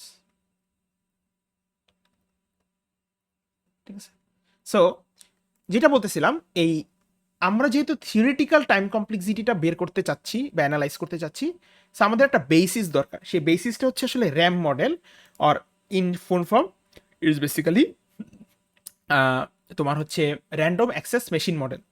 তো এই র্যাম মডেলটা আসলে বেশ কিছু অ্যাজাম্পশন আছে। প্রথম অ্যাজাম্পশনটা হচ্ছে it assumes a single processor. Single processor বলতে কি বুঝতেছি, আমাদের প্রসেসরে কিন্তু কোর বলে একটা জিনিস আছে এবং থ্রেডস বলতে জিনিস আছে। সো কোডস আর থ্রেডসের কাজ হচ্ছে আসলে, ধরো তুমি যদি কোনো কাজ করতে দাও সিপিইউকে বা প্রসেসরকে, যদি কোনো কিছু করতে দাও, এটা কখনোই সে আসলে একটার পর একটা এভাবে করে না, রেদার সিপিইউ বা প্রসেসর সেই কাজটাকে প্যারালেলি করে। হ্যাঁ, অর্থাৎ মনে করো তুমি যদি ওকে বলো যে একটা গেম রান করতে বা কোনো একটা কাজ করতে, সো ও কি করবে, ওই গেমটাকে রান করার জন্য যত এক্সিকিউটেবল কোড আছে বা কোডের লাইন আছে সেগুলোকে সে একা এক্সিকিউট করবে না, রেদার ওর কাছে যেই কোরগুলো আছে, ধরো যদি একটা তোমার 4 কোর প্রসেসর থাকে বা একটা 8 কোর প্রসেসর থাকে, তাহলে কি করবে, 8টা কোরকে ভাগ করে দিবে কাজটা। এটাতে কি হবে, এটাতে যে সুবিধাটা হবে হচ্ছে যে তোমার প্রত্যেকটা কোর নিজেরা সিঙ্গেল বাই সিঙ্গেল এটা কাজটা শেষ করতেছে। হ্যাঁ, এবং সিপিইউতে একটা জিনিস হচ্ছে কাজগুলো প্যারালেলি হয়, কিন্তু র্যাম মডেল বলতেছে আসলে কোনো কাজই প্যারালেল হবে না, একটার পর একটা করে হইতে থাকবে। There is no parallel working, কারণ প্যারালেল ওয়ার্কিং হলে জিনিসটা বোঝা সম্ভব না। এবং আরেকটা জিনিস যেটা বলা আছে, দেখো খুবই ইম্পর্টেন্ট, সেটা হচ্ছে প্রত্যেকটা simple operation, each simple operation takes 1 unit of time. তো এটা খুবই ইম্পর্টেন্ট, প্রত্যেকটা সিম্পল অপারেশন হচ্ছে 1 ইউনিট অফ টাইম করে নেবে। এবং আরেকটা খুবই ইম্পর্টেন্ট জিনিস যেটা বলা আছে, loops are not simple operation. ঠিক আছে, so there are two main constructs here. First থিংটা হচ্ছে প্রত্যেকটা সিম্পল অপারেশন 1 ইউনিট অফ সময় করে নেবে। হোয়াট আর সিম্পল অপারেশন সেটা একটু পরে বলতেছি। এবং লুপকে আসলে জেনারেলি সিম্পল অপারেশন ধরা হয় না। তো এইটার বেসিসে এই র্যাম মডেলের যে কনস্ট্রাক্টটা আছে, এইটার বেসিসেই তোমার হচ্ছে আসলে একটা কোড স্নিপেটের বা কোনো একটা অ্যালগোরিদমে থিওরিটিক্যাল ওয়ার্স্ট কেস টাইম কমপ্লেক্সিটিটা ফাইন্ড আউট করা সম্ভব। তো সেটার একটা এক্সাম্পল আমরা দেখি। দেখার পরও যদি এই কনসেপ্টটা কারো ক্লিয়ার না হয় সবাই বললো, বাট আমি একটু এক্সাম্পলটাকে দেখাই, তারপর আমরা একটু বোঝার চেষ্টা করি, ঠিক আছে? তো মনে করো এখানে আমি একটা অ্যালগোরিদম লিখলাম, লেটস সে একটা অ্যালগো সোয়াপ, ঠিক আছে? দুইটা আর্গুমেন্ট নিচ্ছে এ বি। সো প্রথমটা হচ্ছে ধরো টেম্প নামের একটা ভ্যারিয়েবলে এ কে সেভ করলো, তারপর মনে করো বি এ এর মধ্যে সেভ করলো বি কে, বি এর মধ্যে সেভ করলো টেম্পকে। হ্যাঁ, এইটুকুই, জাস্ট এই 3টা লাইন অফ অ্যালগরিদম। এখন আমি যদি তোমাদেরকে এই কোশ্চেনটা করি, what is the time complexity?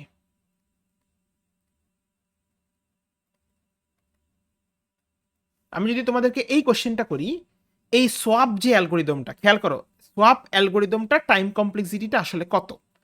Again কি টাইম কমপ্লেক্সিটি? এটা কিন্তু থিওরিটিক্যাল টাইম কমপ্লেক্সিটি কথা বলতেছি, ঠিক আছে? সো এই যে টাইম কমপ্লেক্সিটি কত, এটা এখান থেকে বের করা সম্ভব। এখানে যে জিনিসটা বলছে কি দেখো, প্রত্যেকটা simple operations will take 1 unit of time and loops are not simple operations.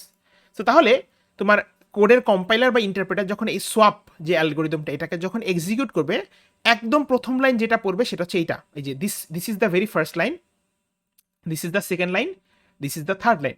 তো এই লাইনটাকে যখন এক্সিকিউট করবে, এই লাইনটা কিন্তু দেখো কি, এই লাইনটা কিছুই না, এটা হচ্ছে এতে যে ভ্যারিয়েবলে ভ্যালুটা আছে, এ ভ্যারিয়েবলে যে ভ্যালুটা আছে সেটাকে টেম্পে কপি করে রাখা জাস্ট। তাহলে খেয়াল করে, এটা কি একটা সিম্পল অপারেশন না? একটা সিম্পল অ্যাসাইনমেন্ট অপারেশন। এবং র্যাম মডেল কি বলছে, প্রত্যেকটা simple operation will take 1 unit of time, so this will take 1 unit of time, ঠিক আছে? এরপরটা যদি খেয়াল করো, এরপরটা কিন্তু কি দেখো, অ্যাগেইন একটা সিম্পল অপারেশন। কেন? বিকজ আগেও একটা অ্যাসাইনমেন্ট লাইন ছিল, এটাও একটা অ্যাসাইনমেন্ট লাইন। এখানে বি ভ্যারিয়েবলে যে ভ্যালুটা ছিল সেটাকে তুমি এতে কপি করতেছো, so again this will take 1 unit of time. And similarly last লাইনটা যদি খেয়াল করো, সেখানে তুমি কি করতেছো, টেম্প থেকে ভ্যালুটাকে বিতে কপি করতেছো, this will also take 1 unit of time. So তাহলে টোটালটা যদি চিন্তা করো, যেহেতু এখানে বলে দিছি ইনস্ট্রাকশনগুলো একটার পর একটা করে এক্সিকিউট হবে, তাহলে টোটাল টাইম, এখানে এই টোটাল টাইমটাকে আমরা আসলে এখানে টি অফ এন দ্বারা বা ইন দিস এক্সাম্পল টি দ্বারা বলতে পারি, এটা হবে হচ্ছে আসলে 3 ইউনিটস বলবো আসলে, হ্যাঁ 3 ইউনিটস। তো তাহলে এই যে কোডটা বা এই যে অ্যালগোরিদম সোয়াপ, এইটার থিওরিটিক্যাল টাইম কমপ্লেক্সিটি হচ্ছে 3 ইউনিটস, ঠিক আছে? কিন্তু এটাকে আসলে আমরা জেনারেলি এক্সপ্রেস করেছি অর্ডার অফ 1 দ্বারা। অর্ডার অফ 1 কেন? কারণ এই 3 হচ্ছে একটা কনস্ট্যান্ট। তো আমরা আসলে একটু পরে দেখাচ্ছি কেন। আমরা কনস্ট্যান্টের উপর ফোকাস না করে আমরা রাদার হচ্ছে এটার নেচারটা জানতে চাই, যে টাইমটা কিরকম। সো এই নেচারটা জানার জন্য যেই টাইমটা আসলে কনস্ট্যান্ট, এটাকে আসলে আমরা ডিনোট করি হচ্ছে অর্ডার অফ 1 দ্বারা। সো এখানে যদি 3 না হয়ে 10,000 হয়, that would still be order of 1। যেমন আমি তোমাদেরকে যদি আরেকটা এক্সাম্পল দিই, ধরো একটা এরকম একটা অ্যালগো আছে, মনে করো আরেকটা অ্যালগো যদি আমি লিখি অ্যালগো অ্যাডিশন, এখানে 3টা আর্গুমেন্ট আছে, ধরো এ বি সি। সো ধরো আমি প্রথমে সাম 1 এর মধ্যে রাখলাম এ প্লাস বি, তারপর প্রিন্ট করলাম হচ্ছে সাম 1 কে। সো এরপর ধরো আমি সাম 2 নামের আরেকটা ভ্যারিয়েবলে রাখলাম হচ্ছে B plus C K, print করলাম হচ্ছে সাম 2, দেন ফাইনালি আমি প্রিন্ট করলাম ধরো সি কে। এই কয়েকটা লাইনে আছে ধরো এখানে। তাহলে অ্যাগেইন দেখো, by the previous logic of RAM model, প্রত্যেকটা simple operation 1 unit of time করে নিবে। সো খেয়াল করো, প্রথম যে স্টেটমেন্টটা, এই অ্যাডিশন অ্যালগোরিদমটার প্রথম স্টেটমেন্টটা হচ্ছে এ প্লাস বি কে সামেশন করে এখানে রাখতেছে। সো এটা একটা simple statement, it will take 1 unit of time. পরের লাইনটা যদি খেয়াল করো, এটাও একটা সিম্পল স্টেটমেন্ট, কারণ এখানে জাস্ট তুমি সাম 1 কে প্রিন্ট করতেছো, this will also take 1 unit of time. একইভাবে এটাও 1 ইউনিট অফ টাইম নিবে, এইটা 1 ইউনিট অফ টাইম নিবে, এটা 1 ইউনিট অফ টাইম নিবে, কারণ এই 5টা স্টেটমেন্ট সবগুলোই সিম্পল স্টেটমেন্ট। হ্যাঁ, কারণ আমরা অলরেডি বলছি দেখো, লুপ হচ্ছে সিম্পল অপারেশন না। সো লুপ ছাড়া বাকি যাই থাকুক না কেন, এগুলো মোস্টলি সিম্পল অপারেশনে কাতারে পড়ে যায়। সো তাহলে এখান থেকে যদি আমি এইটা টাইম কমপ্লেক্সিটিটা বের করি, এটাকে জেনারেলি আমরা বলবো হচ্ছে টি ইজ ইকুয়াল টু, আমরা বলতে পারি এখানে 5 ইউনিটস যদি যোগ করো, এবং এটাকেও আমরা হচ্ছে অর্ডার অফ 1 দ্বারা ডিনোট করব। অর্ডার অফ ওয়ান মানে কি? অর্ডার অফ ওয়ান মানে হচ্ছে এই যে অ্যালগোরিদমটা টাইমের নেচারটা হচ্ছে কনস্ট্যান্ট, ঠিক আছে? মানে অ্যাগেইন আমি বলতেছি, অর্ডার অফ ওয়ান মিনস হচ্ছে এই অর্ডার, একটা নোটেশন, ইট মিনস যে আসলে নেচারটা কেমন। সো অর্ডারের ভিতরে যে ওয়ান, এই ওয়ানটা মিন করতেছে এটার নেচার হচ্ছে তোমার আসলে কনস্ট্যান্ট। তো এখানে যদি তোমার 1 লাখও থাকতো, 1 lakh units, it would still be order of one, কারণ নেচারটা কনস্ট্যান্ট, ঠিক আছে? তো অ্যাজ লং এজ একটা জিনিস মাথায় রাখবা, যে কোনো অ্যালগোরিদমের টাইম অ্যাজ লং এজ তুমি জানো সেটা কত, ফিক্সড করে জানো কত, দ্যাট উড বি কনস্ট্যান্ট, ঠিক আছে? এইটা কি তোমরা বুঝতে পারছো কিনা ফ্রম দিস এই থিওরিটিক্যাল টাইম কমপ্লেক্সিটি বেসিসটাকে বুঝতে পারছো কিনা random access machine model? Anyone, কোনো কোশ্চেন? জি জি স্যার। স্যার এই মানে এই পুরাটা ইনস্ট্রাকশনই তো পুরাটাই তো বেসিস না? পুরো ইনস্ট্রাকশনটা বেসিস না, বেসিস হচ্ছে this random access machine model is the basis. এইটার বেসিসে আমি 2টা কোড স্নিপেট বা 2টা অ্যালগোরিদমের টাইম কমপ্লেক্সিটি বের করছি। এই যে টাইম কমপ্লেক্সিটিটা যে বের করছি, এটা কিন্তু বেসিসটাকে ধরে বের করছি, কারণ বেসিসে বলছিল প্রত্যেকটা simple operation 1 unit of time করে নিবে, লুপ হচ্ছে সিম্পল অপারেশন না, এবং ইনস্ট্রাকশনগুলো একটার পর একটা করে হবে। সো এই একটার পর একটা করে হয়েছে দেখে তুমি এখানে যোগ করে 3 বলতে পারছো। যদি প্যারালেল হইতো তাহলে 3 বলতে পারতা না। আবার সিম্পল অপারেশন দেখি তুমি এগুলা ধরে নিতে পারছো এগুলো 1 ইউনিট করে নাই, যদি না হইতো তাহলে নিতে পারতো না, বুঝতে পারছি স্যার। ঠিক আছে? স্যার তাহলে কি অর্ডার অফ ওয়ান মানে বুঝাচ্ছে ইনপুটের কোনো নাই, সবসময় কনস্ট্যান্ট থাকবে এই অ্যালগরিদমটা? মেবি ইনপুটের যদি ফ্যাক্টর থাকেও, order of one, the one, this one means it's a constant, নেচারটা কনস্ট্যান্ট, ঠিক আছে? ওটা হচ্ছে একটা নোটেশন, ও এর ভিতরে যদি 1 থাকে দ্যাট উড মিন দ্যাট এটা রানিং টাইমের নেচারটা হচ্ছে constant. So if it is 10 lakhs, কথার কথা চিন্তা করো, বা 1 crore, as long as it is constant তুমি এটাকে অলওয়েজ অর্ডার 1 দ্বারা ডিনোট করবা, ঠিক আছে? তাহলে কি sir theoretical time worst case time complexity কি স্যার সবসময় বিগ অফ 1 হবে? কেন এরকম বিগ অফ কিছু? 1 হবে বাবা? সব মনে করো এখানে তোমরা 50 জন আছো, সবাই কি ফেল করবা? না স্যার। অবশ্যই না, এটা অবশ্যই ডিফারেন্ট হবে, সেটা আসতেছি। জি। যেটা বুঝাইতে চাইতেছি সেটা হচ্ছে যে ইফ ইউ সি যে একটা টাইম কমপ্লেক্সিটি এভাবে বের করার পর দেখছো দ্যাট ইজ কনস্ট্যান্ট, তখন সেটাকে আমরা বুঝাইতেছি অর্ডার অফ 1 দ্বারা, বুঝছো? জি স্যার। আচ্ছা, এখন এটা তো কনস্ট্যান্ট নাও হইতে পারে, কনস্ট্যান্ট না হইলে সেটা কি হবে? তাহলে কনস্ট্যান্ট না হইলে কি হবে আসলে? What will happen if it's not constant? এখন তো যে এক্সাম্পলগুলো দেখলাম এগুলো সবই কনস্ট্যান্টের example. What will happen if it's not constant? So এটার একটা এক্সাম্পল দেখাই, তারপর থিওরিটিক্যাল কথাবার্তায় যাচ্ছি। তো ধরো আমি একটা কোড স্নিপেট লিখলাম এখানে, হ্যাঁ, সাম ইকুয়ালস টু ধরো বললাম 0 ফর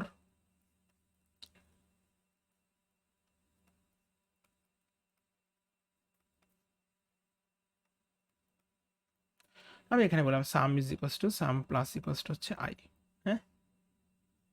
আচ্ছা, এই কোডটা তোমরা দেখো, এই কোডটা দেখে আমরা যেহেতু অলরেডি আমাদের কাছে এটার আইডিয়া আছে, র্যান্ডম অ্যাক্সেস মেশিন মডেলের থিওরিটিক্যাল টাইম কমপ্লেক্সিটির বেসিস আছে, তাহলে আমাকে বলেন এখানে এই যে প্রথম যে স্টেটমেন্টটা সাম ইকুয়ালস টু 0, এইটা এক্সিকিউট হইতে থিওরিটিক্যালি কতটুকু সময় লাগবে? 1 ইউনিট। 1 ইউনিট লাগবে। Very good. আচ্ছা, এরপর দেখো আমার কাছে কি আছে, লুপ। একটা লুপ আছে, এবং আমরা একটু আগে কি বলছি, লুপ হচ্ছে আসলে সিম্পল অপারেশন না, তাই না? এটা বলছি না? তো দ্যাট মিনস লুপেরটা কিন্তু এটাকে যেমন ইজিলি বলে দিলাম 1, লুপের ক্ষেত্রে আমরা এত ইজিলি 1 বলতে পারতেছি না, because loops are not simple operations, ঠিক আছে?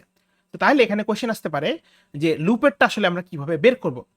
ওয়েল, এটা একটু সিম্পল। এই জায়গায় খেয়াল করো, আমাদের লুপটা আই এর ভ্যালু 0 থেকে শুরু হচ্ছে, লুপটা আই যতক্ষণ পর্যন্ত 5 এর থেকে ছোট রান করবে, এবং এভরি টাইম ইনক্রিমেন্টেড হয়ে লুপের ভিতরে তোমার আইটা সামের সাথে অ্যাড হইতেছে। খুবই সিম্পল একটা লুপ। না, তোমাদেরকে যদি কোশ্চেন করা হয় এই লুপটা কতবার ঘুরবে, what would be the answer? 6 বার। 5 বার। 5 বার। ওয়েল, যারা 6 বার বলছো তারা মোস্ট কারেক্ট, যারা 5 বার করছো তারাও কারেক্ট, বাট দুইটাই কারেক্ট, এবং দুইটাই কোনো ভুল নাই, but the most correct answer is 6 Times. কেন? খেয়াল করো একটু, আয়ের ভ্যালু প্রথমে 0 হবে, এরপর 1 হবে, এরপর 2, 3, 4, খেয়াল করো 4 এর পর 5 হবে, 5 হওয়ার পর যখন দেখবে 5 ইজ নট লেস দেন 5, তারপর কিন্তু আসলে লুপ থেকে বের হয়ে যাবে, তাই না? খেয়াল করো, যদি 0, 1, 2, 3, 4 এই পর্যন্ত লুপ চলবে, 5 বার চলবে, আয়ের ভ্যালু যখন 5 হবে তখন আসলে কিন্তু তোমার কি হবে, লুপ থেকে বের হয়ে যাবে। সো টেকনিক্যালি এই যে ফর লুপের যে স্টেটমেন্টটা, এটা কিন্তু টেকনিক্যালি এক্সিকিউট হচ্ছে 6 Times, not 5 Times. But again আমি এটা পরে আসতেছি যে 5 টাইমস বলা ভুল না আসলে। সো এটাকে আমরা বলতে পারি যে this is basically executing for 6 Times. So আমি যদি এখন এটা একটা লিখতে যাই, আই ক্যান প্রাউডলি আমি কি এটা বলে দিতে পারি যে এইটুক আসলে 6 বার এক্সিকিউট হবে ইন জেনারেল, হ্যাঁ। বাট তাও এটা কারেক্ট না, এটা কারণ সব কিছু 6 বার হবে না। তুমি বলতে পারো এই লুপটা 6 বার ঘুরবে, লুপের স্টেটমেন্টটা 6 বার ঘুরবে, কিন্তু লুপের ভিতরে যে সাম প্লাস ইকোয়ালস টু আই, এটা কিন্তু আসলে 6 বার ঘুরবে না, এটা ঘুরবে হচ্ছে বেসিক্যালি 5 বার। কারণ খেয়াল করো 0 1 2 3 4 এই পর্যন্ত লুপের ভেতরে আসবে, 5-এ গেলে কিন্তু জাস্ট ফর লুপ থেকে এই ফর লুপের স্টেটমেন্ট থেকে তোমার এক্সিট করে নিবে। সো তাহলে তুমি যদি এখানে খেয়াল করো, এইটা টাইমটা যদি বের করো, এটা টাইমটা কিন্তু আসলে আসবে 12 units, which is again still a constant order of 1, তাই না? কিন্তু বাই দ্য ওয়ে এটা কি বুঝছো সবাই, কেন একটা 6 হয়েছে, কেন একটা 5 হয়েছে? Any questions? No sir. আচ্ছা, কিন্তু আমি জিনিসটাকে একটু চেঞ্জ করে দিই, আমি এখানে 5 এর বদলে আমি n বানাই দিই। এখন কি হবে বলো, এখন লুপটা কয়বার চলবে? স্যার n টাইমস চলবে। n plus 1 times, right? Very correct. আর পরেরটা স্যার এন। পরেরটা n টাইমস চলবে, ইয়েস। আচ্ছা, এখন তাইলে বিষয়টা কি, এখন তাইলে যদি খেয়াল স্যার করি, একটা কোশ্চেন ছিল শিওর। স্যার ফর লুপের স্টেটমেন্টটা n+1 কেন ওই +1টা হচ্ছে ওই যে লাস্ট বার চেক করতেছে এজন্য? লাস্ট বার চেক করে হ্যাঁ, ইয়েস, ফর দ্যাট ওয়ান। আচ্ছা আচ্ছা ঠিক আছে। আচ্ছা, তো এখন এখানে যদি খেয়াল করো two n+1 plus n plus 1, তাহলে এটা যদি আসে, এটা হচ্ছে 2n+2। তোমরা যদি খেয়াল করো, এটা কিন্তু এখন আর কনস্ট্যান্ট নাই, বিকজ 2n+2 কি আসলে কত, এটা টোটালি ডিপেন্ড করতেছে কার উপর, ইট ডিপেন্ডস অন n, তাই না? এটা কিন্তু আর ফিক্স করে বলা যেতেছে না এটা কনস্ট্যান্ট, ইট ডিপেন্ডস 2n+2 তাই হবে যা হচ্ছে n হবে। So if n is constant, this will be constant. If n is not constant, this will not be constant. So তাহলে আমরা এখানে বলতে পারি this is not order of 1, this is actually order of n. ঠিক আছে? So কেন এটাকে order of n বলতেছি, বিকজ দিস টাইম, এই যে রানিং টাইমটা তুমি বের করলা, এটা কিন্তু আসলে ডিপেন্ডেন্ট হইতেছে n এর উপরে, এখন আর ফিক্সড করে কনস্ট্যান্ট বলা যাচ্ছে না। তো তাইলে তখন আমি আর অবশ্যই এটাকে অর্ডার অফ 1 বলবো না, তাহলে আমি এটাকে কি বলতেছি তখন, এরকম অর্ডার অফ n বলতেছি, কারণ because this is dependent on n। এখন যদি এটা 2n² + 2 হইতো, তাহলে অবশ্যই এটাকে আমি অর্ডার অফ n² বলতাম।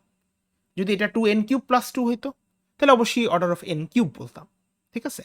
সো এইভাবে জিনিসগুলোকে আমরা আসলে ডিনোট করি, হ্যাঁ। This is how we denote this, মানে একটা কোশ্চেন ছিল ইউনিটস। হ্যাঁ বলেন স্যার। স্যার যখন আমাদের ফর লুপটা 6 পর্যন্ত চলতো, আর আমাদের যখন থিওরিটিক্যাল টাইম কমপ্লেক্সিটিটা হচ্ছে 12 ইউনিটস আসছিল, তখনও কি আমাদের বিগ অফ 1 হতো, মানে কনস্ট্যান্ট টাইম? বিগ অফ 1 হইতো, বিকজ ইউ এক্স্যাক্টলি নিউ যে ফর লুপটা 6 টাইমস চলবে, or for loop স্টেটমেন্টটা 6 টাইমস এক্সিকিউট হবে। As long as you know how many times the statement will execute exactly, তখন পর্যন্ত that is constant. But in this example, you do not know how many times the for loop will execute because it is dependent on n and you do not know the value of n. তখন আর এটা time কমপ্লেক্সিটিটা constant থাকবে না। একটা question ছিল follow up. So আমরা 6 ধরে নিতেছি একটা ছোট নাম্বার, এর জন্য একটা কনস্ট্যান্ট, মানে আমার টাইম কমপ্লেক্সিটি আসছে। 6 কে আমরা ধরি নাই, আমার ছিল i less than 5, that's why এটা 6 আসছিল। কিন্তু হ্যাঁ sorry, i less than 5, but যদি আমার ওই i less than যদি একটা অ্যাবসার্ডলি বড় নাম্বার থাকতো, তো তখন তো obviously ফর লুপটা অনেকবার এক্সিকিউট হতো, তখন তো আসলে still it would be constant, still it would be constant, because let's say if it is not n, let's say it is 100, so you know exactly this for loop will execute for 101 times, this state sum will execute for 100 lines and উপরে এটা, so still you know তুমি যদি যোগ করো, এটা 101 বার চলবে, এটা 100 বার চলবে, এটা 101 বার চলবে, so total time আসছে 202 units. It is still constant as long as you know it's a number, it's a fixed number, is constant. ঠিক আছে, থ্যাংক ইউ। আচ্ছা, তো এখন এই যে আমরা যেসব কথাবার্তা বলতেছি order of 1, order of n, এগুলো আসলে কি? হ্যাঁ, এগুলা আসলে হচ্ছে বেশ কিছু রানিং টাইম ফাংশনস। ঠিক আছে, all of this are basically various different kinds of running time functions. And সেটার জন্য আমরা হচ্ছে আসলে একটু স্লাইডের কথাবার্তায় চলে যাবো, অ্যান্ড আমরা এই জিনিসটা একটু তাড়াতাড়ি শেষ করবো।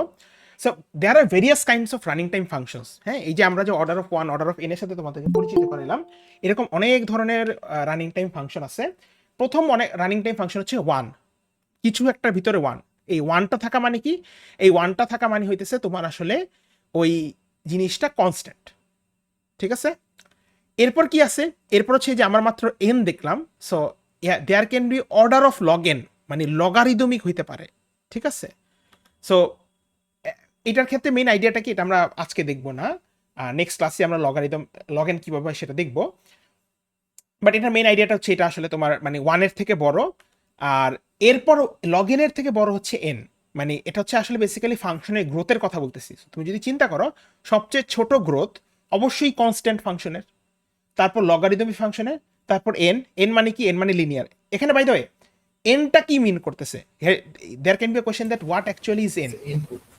ইয়েস, এন হচ্ছে বেসিক্যালি আমার ইনপুটের সাইজ, ঠিক আছে? এন হচ্ছে বেসিক্যালি আমার the size of the input. ইনপুটের সাইজ কেন এটা একটু পরেই বলতেছি, but n is basically the size of the input, ঠিক আছে? সো যদি এন এর ভ্যালু হয় তোমার 10,000, তাহলে এখানে তোমার টাইম কমপ্লেক্সিটি হবে লগ অফ 10,000, ঠিক আছে? ব্যাপারটা এরকম। সো এরপর যদি এন হয় তোমার 10,000, তাহলে লিনিয়ার হওয়া মানে কি? যত বেশি এন হবে তত বেশি এটা বড় হবে। হ্যাঁ আনাস বলো। স্যার এন যদি মানে আমরা মানে নর্মালি যদি স্যার আমরা যদি চিন্তা করি যে এন যদি একটা ইনপুটের সাইজ হয়, তাহলে স্যার এন যদি আমরা যদি কোডের সেন্সে যদি আমরা চিন্তা করি, তাহলে স্যার ওইটার জন্য একটা ওয়ান স্পেস থাকবে না নাকি? ওয়ান স্পেস থাকবে বলতে? মানে ওয়ান স্পেস থাকবে বলতে স্যার বলতে বোঝাচ্ছি ওই যে আমরা ওয়ান ইউনিট করে ধরি না, ওইটা বলতেছি স্যার। ওয়ান ইউনিট তো ধরতেছি সেটা সিম্পল স্টেটমেন্টের জন্য। সব তো সিম্পল না বাবা, যেমন লুপ তো সিম্পল না। তোমার কোডে কি লুপ থাকে না? জি জি জি। তো তখন তো আসলে তোমার এটার ওয়ান ধরা যাচ্ছে না, তখন তো সেটা N, N square, log N অনেক কিছু হতে পারে সে ওনা লুপটা। স্যার আমি ভাবছি স্যার যে ইনপুট নিচ্ছি ওইটার জন্য আমরা একটা ওয়ান ইউনিট ধরতে পারবো। ইনপুট এর জন্য ওয়ান ইউনিট ধরি না বাবা। The idea is that if the statement is simple, you can consider it will take one unit of time. ইনপুটের সাথে এটা সম্পর্ক নেই। ইনপুটের সাথে সম্পর্ক কার? ইনপুটের সাথে সম্পর্ক হতে পারে তোমার লুপের, তাই না? এই যে জি। এন এর কথা একটু আগে বললাম, সো সেখানে এন তোমার একটা ইউজার ইনপুট হতে পারে, ঠিক আছে? বুঝতে পারছি স্যার। আচ্ছা, এন হইলে there can be linear logarithmic as well. There can be running time of n log n. এরপর হচ্ছে এন স্কোয়ার হইতে পারে, এন কিউব হইতে পারে, এন মানে এন এর পাওয়ার হইতে পারে, তখন আসলে পলিনোমিয়াল হয়। And then there can be exponential time complexity as well, that is 2 to the power n, 3 to the power n, 4 to the power n. হ্যাঁ, এরকম বেশ কিছু রানিং টাইম ফাংশন আছে। দ্যাট ইজ এখানে সবচেয়ে ছোট হচ্ছে কনস্ট্যান্ট, তারপর লগারিদমিক, তারপর লিনিয়ার, তারপর N log N, N log এনের থেকে বড় এন স্কোয়ার থেকে এন কিউব, এরপর বাকি তো বড় হবেই। দেন সবচেয়ে বড় the most highest time complexity is for exponential running time functions, এবং প্রত্যেকটাই হইতে পারে আসলে। হ্যাঁ, যেমন তোমাদেরকে এখানে একটা টেবিল দেখো, এই টেবিলটা যদি তোমরা খেয়াল করো, এখানে if you see along the first row, প্রথম রোতে সবগুলা হচ্ছে ওই যে রানিং টাইম ফাংশনগুলা, এবং প্রথম কলামে হচ্ছে ইনপুট সাইজ। সো খেয়াল করো, এন হচ্ছে তোমার input size. So input size যখন ওয়ান, খেয়াল করো অ্যাক্রস সবগুলা গ্রোথ ফাংশনে খুব বেশি ডিফারেন্স নাই। দেখো, যখন একটা ইনপুট নিয়ে কাজ করতেছো তখন কিন্তু তেমন কোনো ডিফারেন্স আসলে নাই, ঠিক আছে? কিন্তু যখন তুমি 100টা ইনপুট নিয়ে কাজ করতেছো, দেখো যখন কনস্ট্যান্টের জন্য টাইম কমপ্লেক্সিটি স্টিল ওয়ানই হবে। যখন লগ এন তখন 6.64 হবে। যখন তোমার এন স্কোয়ার, তাহলে খেয়াল করো এখানে 10,000 হয়ে যেতেছে, আর 2 টু দি পাওয়ার এনে দেখো 1.2 ইন্টু 10 টু দি পাওয়ার 30 হয়ে যেতেছে। আবার এখানে যদি খেয়াল করো, এন এর ভ্যালু যখন 1000, এন এর ভ্যালু মানে কি, যখন তুমি 1000টা ইনপুট নিয়ে কাজ করতেছো, এখানে দেখো 2 টু দি পাওয়ার এন এর ক্ষেত্রে কত বড় হয়ে গেছে। তাহলে এখানে একটা জিনিস, তোমরা দুইটা জিনিস এখান থেকে অ্যান্সার করা যায়, যে একটা কোডের বা একটা অ্যালগোরিদমের time complexity will increase with the number of input. Input যত বেশি হবে টাইম কমপ্লেক্সিটি ততই বাড়তে থাকবে, ঠিক আছে? এবং আরেকটা জিনিস যেটা তোমাদেরকে মাথায় রাখতে হবে, সেটা হচ্ছে তোমরা এখন পর্যন্ত যে ধরনের প্রবলেমগুলো সলভ করছো, সেখানে কয়টা ইনপুট নিয়ে কাজ করছো? ম্যাক্সিমাম 5টা 10টা, এর বেশি না। কিন্তু একটা রিয়েল লাইফ কোনো প্রবলেম সলভ করতে গেলে বা প্রবলেম সিনারিওতে, you have to work with more than hundreds and thousands of inputs. So তখন আসলে কিন্তু তুমি এই প্রথম দুইটা রো তোমার জন্য আসলে অবসোলেট, তোমার আসলে এগুলোই দেখতে হবে। নাও এখন একটা জিনিস চিন্তা করো, লেটস সে আমি তোমাদেরকে একটা প্রবলেম সলভ করতে দিলাম, প্রথম স্টুডেন্ট সলভ করলো, তার টাইম কমপ্লেক্সিটি আসছে n স্কোয়ার। সেকেন্ড একটা স্টুডেন্ট সলভ করলো, তার টাইম কমপ্লেক্সিটি আসছে শুধু n। আমি আবারও বলতেছি, তোমাদের দুইজন স্টুডেন্টকে আমি একটা প্রবলেম সলভ করতে দিছি, দুইজনই সলভ করতে পারছে। প্রথম স্টুডেন্ট যে সলভ করছে ওর টাইম কমপ্লেক্সিটি হচ্ছে n স্কোয়ার, সেকেন্ড স্টুডেন্ট যে সলভ করছে ওর টাইম কমপ্লেক্সিটি হচ্ছে n। কারটা আমি প্রেফার করব বলো তো? স্যার এন যার time complexity n। Now you see why, কারণ খেয়াল করো, আমি যখন ওর টাইম কমপ্লেক্সিটি কথা চিন্তা করবো, আমি ওরটাকে কিন্তু 10টা ইনপুট, ইভেন তুমি যদি জাস্ট 10টা ইনপুট দিয়ে চেক করো, দেখো n স্কোয়ারের টাইম কমপ্লেক্সিটি কিন্তু n এর থেকে প্রায় 10 ফোল্ড। আর তুমি যদি ইনপুটের সাইজ আরো বাড়াও, দেখো এটা আরো বাড়তেছে। সো খেয়াল করতেছো কি, যে যত ইনপুট বাড়বে তত তোমার টাইম কমপ্লেক্সিটি বাড়তে থাকবে। সো দ্যাট ইজ ওয়াই, এই জন্যই তোমাদেরকে আমি প্রথম দিনে একটা কথা বলছিলাম যে ইউ অ্যাট দিস পয়েন্ট শুধুমাত্র লজিক্যাল কোড লিখলেই হবে না, বা লজিক্যাল সলিউশন বের করলেই হবে না, your solution has to be effective as well. ঠিক আছে, your solution has to be effective and logical as well. ঠিক আছে, আচ্ছা। সো এখানে বেশ কিছু কার্ভ আছে, দেখো এগুলো তোমরা দেখে নিও, স্লাইড তোমাদের সাথে শেয়ার করা আছে। যেমন দেখো লগ এন এর থেকে রুট এন এর গ্রোথ বেশি, আবার দেখো রুট এন এর থেকে এন এর গ্রোথ বেশি, মেক সেন্স। এন এর থেকে এন লগ এন এর গ্রোথ বেশি, আবার এন লগ এন এর থেকে এন স্কোয়ারের গ্রোথ বেশি, মেক সেন্স। এন স্কোয়ার থেকে n cube, n to the power, তোমরা যদি খেয়াল করো দেখো এন টু দি পাওয়ার 10 দেখো কত তাড়াতাড়ি 1000-এ চলে গেছে আসলে, compare to log N N square. দেখছো গ্রোথ কত? তো দ্যাট মিনস ইউ সি যে একজন যদি এন কিউব একটা সলিউশন ডেভেলপ করে, আর একজন যদি একটা N log N solution develop করে, ওরটা কেন প্রেফার করা হয়? মানে যারটা এন লগ এন তারটা অনেক কম টাইম কমপ্লেক্সিটি হবে, কারণ again it depends on input. ঠিক আছে, তো এখানে দেখো এক্সপোনেনশিয়াল টাইম কমপ্লেক্সিটিগুলোর সাথে কম্প্যারিজন একটা লগ স্কেলে কম্পেয়ার করা হয়েছে। ঠিক আছে, hopefully that's clear enough for you guys, যে আসলে কীভাবে আমার কমপ্লেক্সিটি, মানে এই রানিং টাইম ফাংশনগুলোকে দিয়ে কীভাবে আসলে আমার এই মানে ইনপুট যত বাড়তেছে তত আসলে কিভাবে আমার এই টাইম কমপ্লেক্সিটিটা বাড়তেছে আসলে। ঠিক আছে, তো এখন এখানে এই best case, average case, worst case এগুলো তোমাদের সাথে আমি ডিসকাস করছি, স্টিল স্লাইডে আছে, দেখে নিও। আমি এগুলো শুরুতেই ডিসকাস করে ফেলছি, আমি সেগুলো বলবো না। আমরা কেন ওয়ার্স্ট কেসের উপর ফোকাস করবো সেগুলো আমরা অলরেডি ডিসকাস করে ফেলছি। বাট এখন কথা হইতেছে যে জিনিসটা নিয়ে আমরা ডিসকাস করব, সেটা হইতেছে আসলে, সো আমরা বেশ কিছু জিনিস নিয়ে আসলে আমরা মানে ক্লিয়ার হয়ে নিছি যে আমরা আসলে টাইম কমপ্লেক্সিটির মধ্যে ওয়ার্স্ট কেসের উপর ফোকাস করতেছি। আমরা এটার উপরেও ক্লিয়ার হয়ে নিছি যে কিভাবে আমরা আসলে প্র্যাকটিক্যাল ওয়ার্স্ট কেস বের করতেছি নাকি থিওরিটিক্যাল ওয়ার্স্ট কেসের কথা বের করতেছি। ঠিক আছে, এরপর হচ্ছে আমরা আসলে থিওরিটিক্যাল টাইম কমপ্লেক্সিটি বের করার জন্য যে র্যাম মডেল, সেটার বেসিসে বেশ কিছু এক্সাম্পল দেখছি, অ্যান্ড আমরা কিছু রানিং টাইম ফাংশনের সাথে পরিচিত হয়েছি। এখন কথা হইতেছে এই রানিং টাইম ফাংশনগুলো আসলে কেন, why are we even considering this. ঠিক আছে, সো সেটার জন্য আসলে এই ধরনের অ্যানালাইসিসকে আসলে বলা হয় হচ্ছে, আমরা বলে থাকি অ্যাসিম্পটোটিক অ্যানালাইসিস। ঠিক আছে, এই যে আমরা যে বিগ ও নোটেশনগুলোর কথা বলতেছি, এই ধরনের নোটেশনকে আসলে বলা হয় হচ্ছে তোমার আসলে অ্যাসিম্পটোটিক অ্যানালাইসিস। হ্যাঁ, এই অ্যানালাইসিসটার মেইন আইডিয়াটা কি? এই অ্যানালাইসিসটার মেইন আইডিয়াটা হচ্ছে it focuses on order of growth of functions. ঠিক আছে, অ্যাসিম্পটোটিক অ্যানালাইসিস মানে কি? অ্যাসিম্পটোটিক অ্যানালাইসিস হচ্ছে তোমার এটা অলওয়েজ একটা ফাংশনের গ্রোথ কত এইটার অর্ডারের উপর ফোকাস করে, এটা কিন্তু আসলে অ্যাকচুয়াল টাইম কমপ্লেক্সিটির উপর ফোকাস করবে না। এই যে দেখো এখানে যেমন যেটা বলতেছিলাম যে এই কোড স্নিপেটটার অ্যাকচুয়াল টাইম কমপ্লেক্সিটি হচ্ছে 2n+2, কিন্তু আমি আসলে এটা দ্বারা ডিনোট করবো না, আমি আসলে এটাকে ডিনোট করবো হচ্ছে অর্ডার অফ n দ্বারা। সো খেয়াল করো, আমি কিন্তু আসলে কি করতেছি, অ্যাকচুয়াল টাইম কমপ্লেক্সিটির উপর ফোকাস না করে আমি আসলে ফোকাস করতেছি সেটার গ্রোথের উপরে।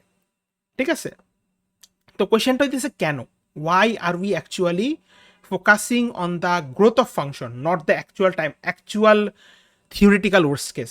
ওয়েল, এটার অ্যান্সারটা খুবই সিম্পল, তোমাদেরকে আমি একটা এক্সাম্পল দিই। ধরো এরকম একটা এক্সাম্পল, ধরো এরপর হচ্ছে 6n প্লাস 9√n প্লাস হচ্ছে 5 log n। হ্যাঁ, সো খেয়াল করো, এরকম একটা ধরো কোন একটা code snippet, let's say we have some sort of code snippet সেই কোড স্নিপেট থেকে তুমি একটা theoretical worst case time complexity এরকম কিছু একটা বের করলা। এখন আমি তোমাদেরকে টাস্ক করলাম যে what is the time complexity, তো তোমরা কোনটা অ্যান্সার দিবা বলো তো এখানে? N cube. অবশ্যই তোমরা এটাকে বলবা এন কিউব, রাইট? কেন এটা বলবা, এটা কি কেউ বলতে পারবা? Why are we actually saying this n cube? Sir এখানে সবথেকে লিডিং টার্ম হচ্ছে এন কিউব আর কি। সবচেয়ে লিডিং টার্ম হচ্ছে n cube, yes correct. Anything else, anyone want to add anything? Sir worst case. Sir n কিউবের জন্য সবচেয়ে বেশি এফেক্ট পড়বে, যত বড় হবে হ্যাঁ, বাকিগুলো আর কি ইয়া হয়ে যাবে, অবসোলেট হয়ে যাবে, ওদের আননেসেসারি হয়ে যাবে। obsolete হয়ে হ্যাঁ, সো তোমাদেরকে আমি আরেকটা ছোট এক্সাম্পল দেব, জিনিসটাকে দেখাই দিই। হ্যাঁ, আর স্যার এন কিউবটার কি বের করতে পারো তো বাকিগুলো তো বের হয়ে যাবে স্যার, এন ইয়েস, স্কয়ার তো ওয়ার্স্ট এন। কেসে চিন্তা করলে ইয়েস দ্যাটস কারেক্ট। সো মনে করো, ধরো প্রথম একটা টাইম, ধরো আরেকটা এক্সাম্পল, অ্যানাদার এক্সাম্পল, এটা ধরো আছে হচ্ছে তোমার 2n স্কয়ার, আর এটা আছে ধরো হচ্ছে তোমার n কিউব জাস্ট। হ্যাঁ, সো n এর ভ্যালু যখন 1, দেখো ওয়েন n এর ভ্যালু 1, এইটা কিন্তু বড় থাকবে, তাই না? কারণ দেখো 2n স্কয়ার, সো 2 ইন্টু 1 বড় হবে, এটা ছোট হবে। n এর ভ্যালু যখন 2, তখন কি হবে বলো তো? সেকেন্ডটা বড়। না, n এর ভ্যালু 2 এর দুইটা সেমই হবে, খেয়াল করো। n এর ভ্যালু যখন 2, প্রথমটাও 8 হবে, 2 ইন্টু 2 স্কয়ার, সো 8, আর পরেরটাও 2 কিউব, সো 8। কিন্তু n এর ভ্যালু যখন 3, এরপর কিন্তু এইটা বড় হয়ে যাবে।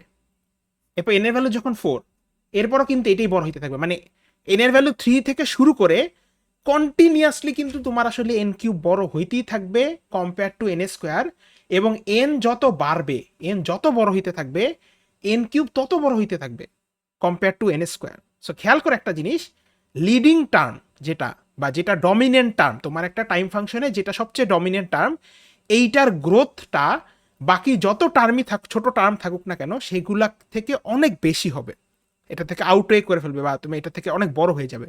সো দ্যাট মিনস এই পার্টটুকু অলদো থিওরিটিক্যালি এটা কারেক্ট, এটা আসলে আননেসেসারি আমার জন্য। ঠিক আছে, দিস ইজ বেসিক্যালি আননেসেসারি, কারণ পুরা জিনিসটার n যত বড় হবে লিডিং টার্মের গ্রোথ ততই বাড়তে থাকবে compare to other smaller terms. So এই জন্য আমরা আসলে এখানে গ্রোথ অফ ফাংশনের উপর ফোকাস করতেছি, যেটাকে আমরা বলতেছি আসলে অ্যাসিম্পটোটিক অ্যানালাইসিস। ঠিক আছে, এইটা কি তোমরা বুঝতে পারছো কিনা? কারো কি কোনো কোয়েশ্চেন আছে কিনা এটা নিয়ে? গ্রোথটা বলতে কিসের গ্রোথ? ফাংশনের growth, the growth of the function. মনে করো লেটস সে, আমি যদি তোমাদেরকে এই কথাটা বলি যে একটা পলিনোমিয়াল, তোমার কাছে দুইটা পলিনোমিয়াল আছে। প্রথম একটা পলিনোমিয়াল আছে, এই পলিনোমিয়ালের গ্রোথ হচ্ছে তোমার ডিগ্রি হচ্ছে 3, আর একটা পলিনোমিয়াল আছে যেটা ডিগ্রি হচ্ছে 5। ঠিক আছে, সো পলিনোমিয়াল মানে কি? পলিনোমিয়াল মানে কি? একটা অ্যালজেব্রাইক ফাংশন না, রাইট? সো তোমাকে যদি এখন আমি বলি কোন পলিনোমিয়ালটা সবচেয়ে বড়, মানে যত বড় ভ্যালু দিব কোন পলিনোমিয়ালটা আরো বড় হইতে থাকবে, তুমি কি বলবা? সেকেন্ড পলিনোমিয়ালটা না? এটা কি গ্রোথ অফ ফাংশন বলে, বুঝছো? আচ্ছা, তো হোপফুলি দ্যাটস ক্লিয়ার। তো এখন এই অ্যাসিম্পটোটিক অ্যানালাইসিসটা আসলে আমরা কিভাবে করি? সো অ্যাসিম্পটোটিক অ্যানালাইসিসটা করার জন্য মানে করি কিভাবে, এটা আমরা মাত্রই দেখছি। দেয়ার আর 3 নোটেশনস, অ্যাসিম্পটোটিক নোটেশন আছে 3টা। হ্যাঁ, asymptotic notations. So what is the first notation? প্রথম নোটেশনটা হচ্ছে যে মাত্র যেটা দেখলা, সেটা হচ্ছে বিগ ও অফ সামথিং, এই সামথিংটা হচ্ছে জি অফ এন। সেকেন্ড নোটেশনটা হচ্ছে তোমার থিটা অফ সামথিং, আর থার্ড নোটেশনটা হচ্ছে ওমেগা অফ সামথিং। ঠিক আছে, সো কোনটা কি মিন করে আসলে? সো এইটাকে আমরা জেনারেলি আসলে বলে থাকি বিগ ও নোটেশন। হ্যাঁ, বিগ ও নোটেশন, এটা আসলে মিন করে হচ্ছে অ্যাসিম্পটোটিক আপার বাউন্ড। আপার মানে কি? আপার মানে হচ্ছে সবচেয়ে বড়। দ্যাট মিনস এইটা আসলে তোমার ওয়ার্স্ট কেস, মানে দিস ইজ বেসিক্যালি এটা দিয়ে আসলে ওয়ার্স্ট কেসকে ডেনোট করা হয়। হ্যাঁ, অলদো একটু পরে দেখবো এগুলোকে আমরা ইন্টারচেঞ্জেবলি ব্যবহার করি, এটা ম্যাটার করে না অতটা। অ্যান্ড এটার একটা ফর্মুলা আছে, এই ফর্মুলাটা খুবই ইম্পর্টেন্ট। এই ম্যাথমেটিক্যাল ইয়াটা তোমাদের এক্সামে অনেক সময় আসবে। ফর্মুলাটা হচ্ছে এরকম যে টি অফ এন কোন একটা সেটা that has to be less than equals to c into g of n. ঠিক আছে, এই জিনিসটা আমি করে রাখি এখানে। এটা কিভাবে কি ফর্মুলাটা এটা পরে আসতেছি, but the first notation is the big O notation. এটা দিয়ে জেনারেলি কোনো একটা অ্যালগরিদমের ওয়ার্স্ট কেসকে ডিনোট করা হয়, and it is pronounced as big O. এটা আসলে asymptotic upper bound. So upper bound means কি, সবচেয়ে বড়টাকে ডিনোট করতেছে, that is why it's worst case. Then we have this omega bound, এটাকে আসলে বলা হয় বিগ ওমেগা। থিটাতে পরে আসতেছি, বিগ ওমেগা বাউন্ড। হ্যাঁ, এটা আসলে কি, এটা আসলে এটার অপোজিট, এটা অ্যাসিমটোটিক আপার বাউন্ড, সো এটা হচ্ছে অ্যাসিমটোটিক লোয়ার বাউন্ড। অ্যান্ড একই সাথে যেহেতু এটা আপার এটা লোয়ার, সো এইটা জিনিসটা অ্যাবসলিউটলি অপোজিট আসলে। ঠিক আছে, এখানে উল্টা জিনিস হবে। এখানে যে এখানে ডিনোশনটা হচ্ছে টি অফ এন, এইটা বড় হয়ে যাবে। হ্যাঁ,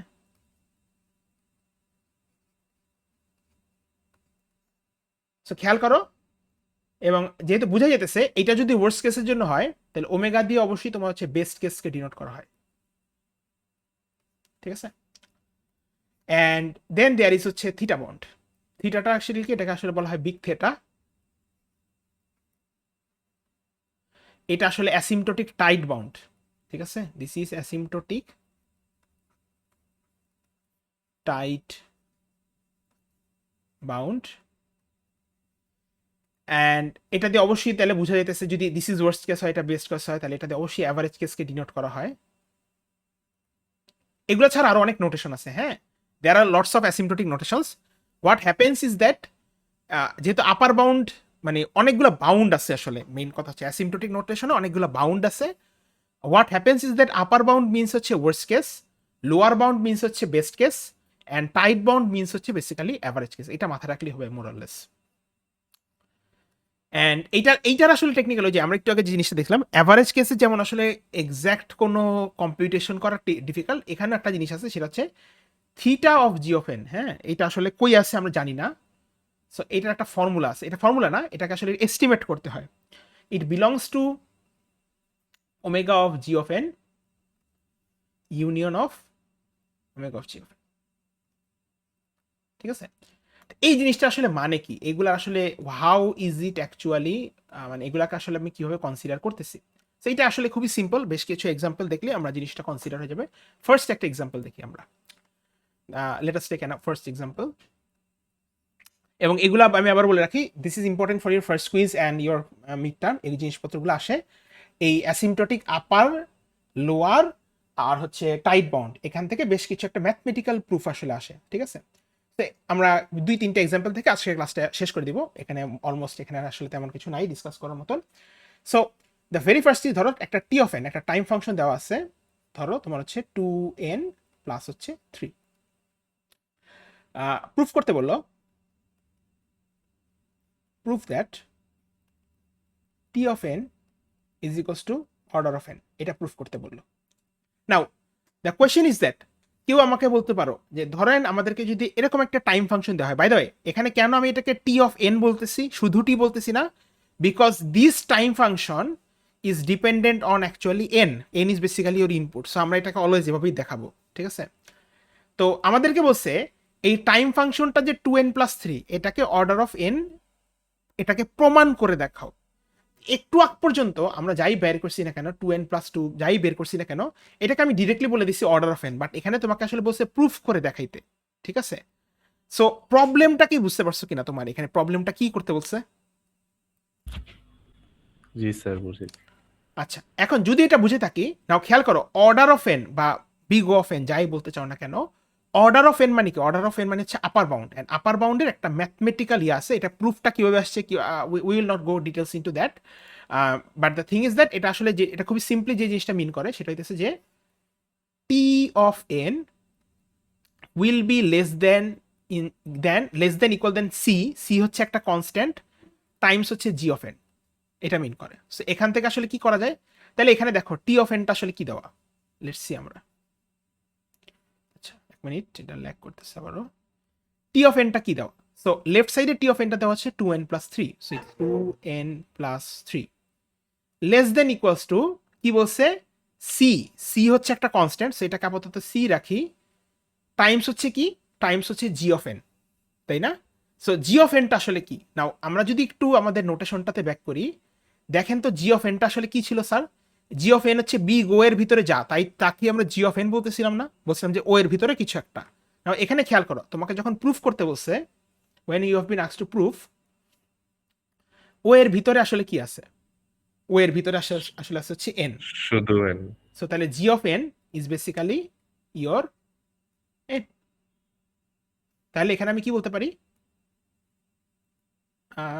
একটু ওয়েট করি, এটা বারবার ল্যাগ করে খালি। তো এটাকে আমরা বলতে পারি কি সি ইন্টু এন, তাই না? এটা লেখা যায় না? দেখেন তো এই লাইনটা বুঝছেন কিনা কিভাবে লিখলাম? Sir G of N N কেন আরেকবার বলবেন? দেখেন জি অফ এনটা আসলে মিন কি? জি অফ এন মানে হইতেছে আসলে দেখো ও এর ভিতরে যা আছে না, রাইট? খেয়াল করো Yes, নোটেশনের sir. ভিতরে বা থিটার ভিতরে যা আছে বা ওমেগার ভিতরে যা আছে, এটাই মিন করতেছি না যে বাউন্ডটার ভিতরে Yes, কি sir. আছে? আচ্ছা, তো খেয়াল করো তাহলে তোমাকে যখন প্রুফ করতে বলছে ও এর ভিতরে কি আছে? N, right? So G of n is basically N, তাই না? স্যার ও এর ভিতরে হচ্ছে জি অফ এন, তাহলে এন হয়ে যায়। ও এর জি অফ এনটা কি? জি অফ এনটা হচ্ছে ও এর ভিতরে যা আছে, তাই না? জি স্যার। তাহলে ও এর ভিতরে এখানে কি আছে দেখো তো? এন। এন, তাহলে g of n is equals to what? N. ও আচ্ছা, ঠিক আছে। আচ্ছা, সো এখন কথা হচ্ছে এই সি এর ভ্যালুটা আসলে কি হবে? না খেয়াল করো, এটা এটা এটা খুব সিম্পলি পাওয়া যায়, খুবই সিম্পলি পাওয়া যায়। তোমরা যদি তোমাদের লেফট সাইডে দেখো, লেফট সাইডে কয়টা কনস্ট্যান্ট আছে বলো তো, বা কয়টা নাম্বার আছে? দুইটা। দুইটা। কি কি আছে? একটা 2 আর একটা 3। আচ্ছা, 2 আর 3 কে যোগ করলে কত হয়? 5। 5। সো এটা basically you can like this, দেখা যায়? এখন দেখো n এর ভ্যালু 1 ধরো, consider n equals to 1। n এর ভ্যালু 1 হলে দেখো তো এই ইনইকুয়ালিটিটাকে ট্রু হয় কিনা? n এর ভ্যালু 1 ধরো, n এর ভ্যালু 1 ধরলে কি হয়? If you consider n equals to 1, n যদি 1 ধরো তাহলে লেফট সাইডও আসবে 5, রাইট সাইডও আসবে 5। সো তাহলে ইনইকুয়ালিটিটা 1 ট্রু প্রুফ হয়ে গেল না? রাইট? এই জি, কোশ্চেন স্যার। আসতেছি। এখন n এর ভ্যালু যদি 2 ধরো, তাও কি ট্রু প্রুফ হবে না? জি স্যার। সো তাহলে আমি কি বলতে পারি? It is true for all n greater than equals to 1। এবং যেহেতু আমি এই ইনইকুয়ালিটিটাকে ট্রু প্রুফ করে ফেলতে পারছি, so can I write T of n will be equals to order of n? হ্যাঁ, মুফতাসিন, আরিয়ান বলো। আরিয়ান, কোনো কোশ্চেন? স্যার এখানে আপনি 5 লিখছেন কেন, এটা বুঝলাম না। 5 হচ্ছে বেসিক্যালি সি এর ভ্যালুটা লিখছি। হ্যালো। হ্যাঁ, আমার কাজ হচ্ছে দেখেন স্যার, আমার কাজ হইতেছে এই ইনইকুয়ালিটিটা আছে না, এই যে দেখেন আমরা এখানে একটা ইনইকুয়ালিটি দেখছি না, এই অ্যাসিম্পটোটিক নোটেশনে একটা ইনইকুয়ালিটি দেখছি না, এই ইনইকুয়ালিটিটাকে ট্রু প্রুফ করা। তো এই ইনইকুয়ালিটিটাকে যদি ট্রু প্রুফ করতে চাই, তাহলে বেসিক্যালি কি আমাকে যে টাইম ফাংশনটা দেওয়া হয়েছে এটাকে 2n + 3 shall be less than equals to c into g of n, that is g of n হচ্ছে আমার এই ক্ষেত্রে এন। এখন তাহলে সি এর ভ্যালুটা কি হবে? কারণ সি এর ভ্যালুটা দিয়ে কিছু একটা হইলেই তো আমি ইনইকুয়ালিটিটাকে ট্রু প্রুফ করতে পারবো। তো দেখো এই সাইডে তোমার কনস্ট্যান্ট নাম্বার কি আছে আসলে? এই সাইডে নাম্বার আছে 2 আর 3। না তুমি চাচ্ছ রাইট সাইডটা বড় হোক বা অ্যাটলিস্ট ইকুয়াল হোক। সো তাহলে 2 আর 3 কে যদি যোগ করো কত আসে? আসে 5। সো তাহলে তুমি যদি এখানে 5 বসাও, তাহলে ইনইকুয়ালিটিটা কি দাঁড়ায়? 2n + 3 less than equals to 5n। Now এখন তুমি যদি n এর ভ্যালু 1 ধরো, just pick n equals to 1, তাহলে দেখো তো এই ইনইকুয়ালিটিটার ট্রু প্রুফ হয়ে যায় না? দেখো তো, জাস্ট 1 যদি ধরো n এর ভ্যালু, এখানেও 5 আসে, এখানেও 5 আসে। n এর ভ্যালু যদি 2 ধরো, তাহলে কি আসবে? তাহলে এই সাইডে আসবে 7, এই সাইডে আসবে 10। তাহলে n এর ভ্যালু 1 থেকে শুরু করে কন্টিনিউয়াসলি যাই ধরতে থাকো, এটা তো বড় হইতেই থাকবে, মানে অলওয়েজ রাইট সাইডটা বড় হবে। তাহলে আমরা কি বলতে পারি এখানে? যে এইটা যেহেতু ট্রু প্রুফ করা গেছে, তাহলে t of n of course equals to order of n. বুঝতে পারছো কি? আচ্ছা, আমরা আরো কিছু এক্সাম্পল দেখি। হ্যাঁ, let us take some another example. T of n ধরো আছে তোমার 5n cube plus 3n square plus 2। আমি বললাম প্রুফ দ্যাট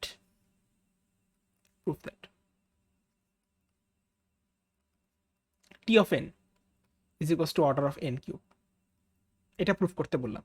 তো তাহলে আমার ফর্মুলাটা কি বলেন তো, আবারও সেম জিনিস, t of n is less than equals to c into g of N.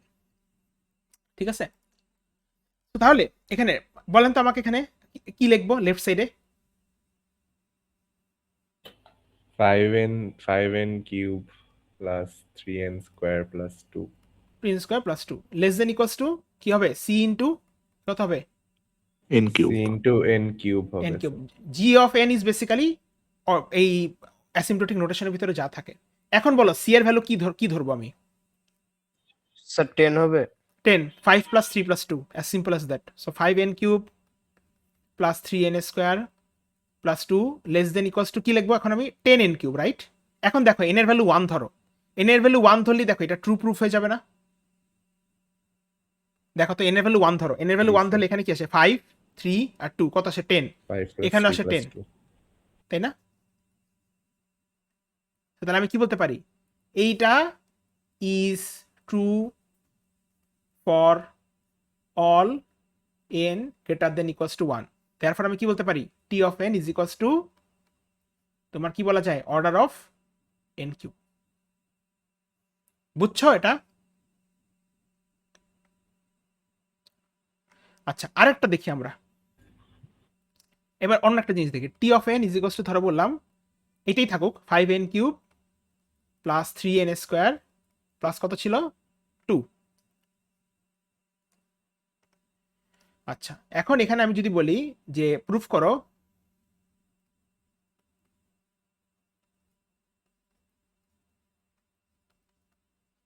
Omega of n cube, এটা যদি প্রুফ করতে বলি তাহলে এইটাকে কিভাবে করবো আসলে দেখো তো। সো খেয়াল করো, এখানে যখন আসতেছে তখন কিন্তু আসলে ফর্মুলাটা অপোজিট, তাই না? তখন কিন্তু এতক্ষণ পর্যন্ত ছিল লেস দেন ইকুয়ালস টু, এখন থেকে কি হয়ে যাবে, এখন হয়ে যাবে হচ্ছে তোমার greater than equal to. So তাহলে এখন আমরা কি করবো, মাথা রাখবা this is omega, so omega means হচ্ছে আসলে কিন্তু তোমার লোয়ার বাউন্ড। তাহলে এখানে আমি কি বলতে পারি, t of n is greater than equals to c into g of n, right? তো তাহলে এখানে কি করবো, এখানে যদি আমি দেখি তাহলে আমি বলতে পারি যে এটা 5n cube plus 3n square plus 2 less than equals to c into কত হবে, n কিউব, তাই না? এখন তাহলে এখানে বলে এটা কি হবে, how can I make it true, c এর ভ্যালু কত হবে, এনিওয়ান? স্যার 10ই হবে কি? স্যার 1 ধরবো? 10 ধরতে পারো, 1 ধরতে পারো, কোনো অসুবিধা নেই। তুমি যদি 10ও ধরো এটাকে ট্রু প্রুফ করা সম্ভব, 10n কিউব, তাও যদি n এর ভ্যালু 1 ধরো এটা ট্রু হবে। বাট মোর ফ্যাকচুয়াল ইজ এই ওমেগার ক্ষেত্রে মোর অ্যাকুরেট ওয়ে অফ, মানে এটাকে তুমি এভাবে চিন্তা করতে পারো, তখন আসলে তুমি 1 ধরা বা ছোট কিছু ধরা হচ্ছে বেটার, ঠিক আছে? What I am trying to say is that, খেয়াল করো এখানে কি আছে, cn কিউব, রাইট? তাহলে তোমার এখন আসলে এই n কিউবের সামনে একটা কোএফিশিয়েন্ট দরকার। So what will be that coefficient actually for you?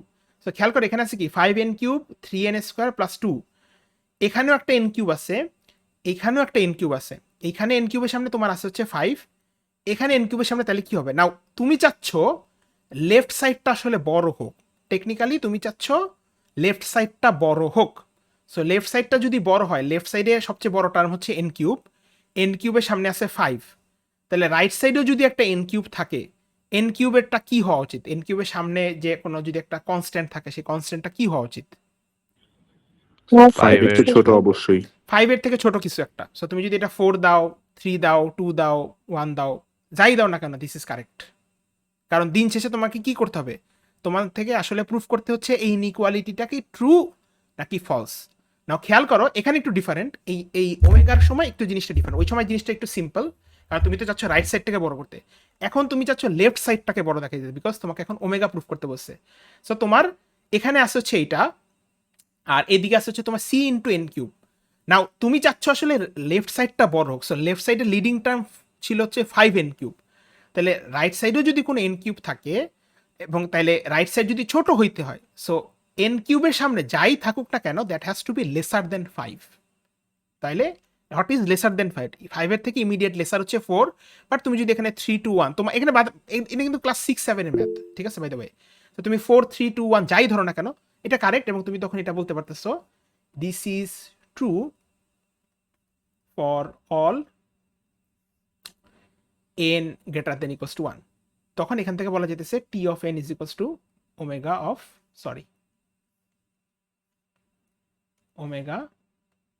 n cube। Sir এখানে লেস দেন ইকুয়াল টু 5 হবে না নাকি greater than equal to 1? Greater than equals two কোথায় বুঝি নাই। না স্যার এখানে তো আমরা স্যার, ওমেগা প্রুফ করতেছি। ও আচ্ছা। ওমেগার ক্ষেত্রে তো অপোজিট, ওমেগা তো লোয়ার বাউন্ড স্যার। যখন আপনাকে আপার বাউন্ড বলবে, বিগ ও বলবে, এই প্রুফটা করতে বলবে, তখন হচ্ছে এটা ইউজ করবেন, এই যে less than equals two. But যখন আমাকে ওমেগা প্রুফ করতে বলবে তখন আসলে আমি কিন্তু আর এটা ব্যবহার করতে পারবো না, তখন অপোজিট হয়ে যাবে, কারণ আমি তখন লোয়ার বাউন্ড প্রুফ করতে বলছি, বুঝছেন?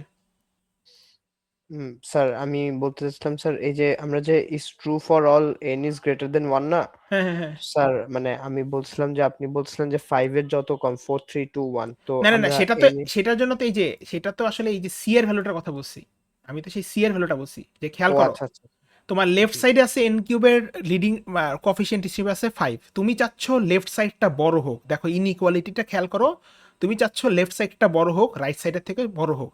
সো রাইট সাইডে যদি সি এন কিউব থাকে আর লেফট সাইডে যদি 5 এন কিউব থাকে, তাহলে সি এর ভ্যালু কি হওয়া উচিত? অবশ্যই লেফট সাইডে 5 এর থেকে ছোট কিছু, তাইলেই তো লেফট সাইড বড় হবে, তাই না? বুঝতে পারছি স্যার। That's it. আচ্ছা জাবের স্যার বলেন কোশ্চেন।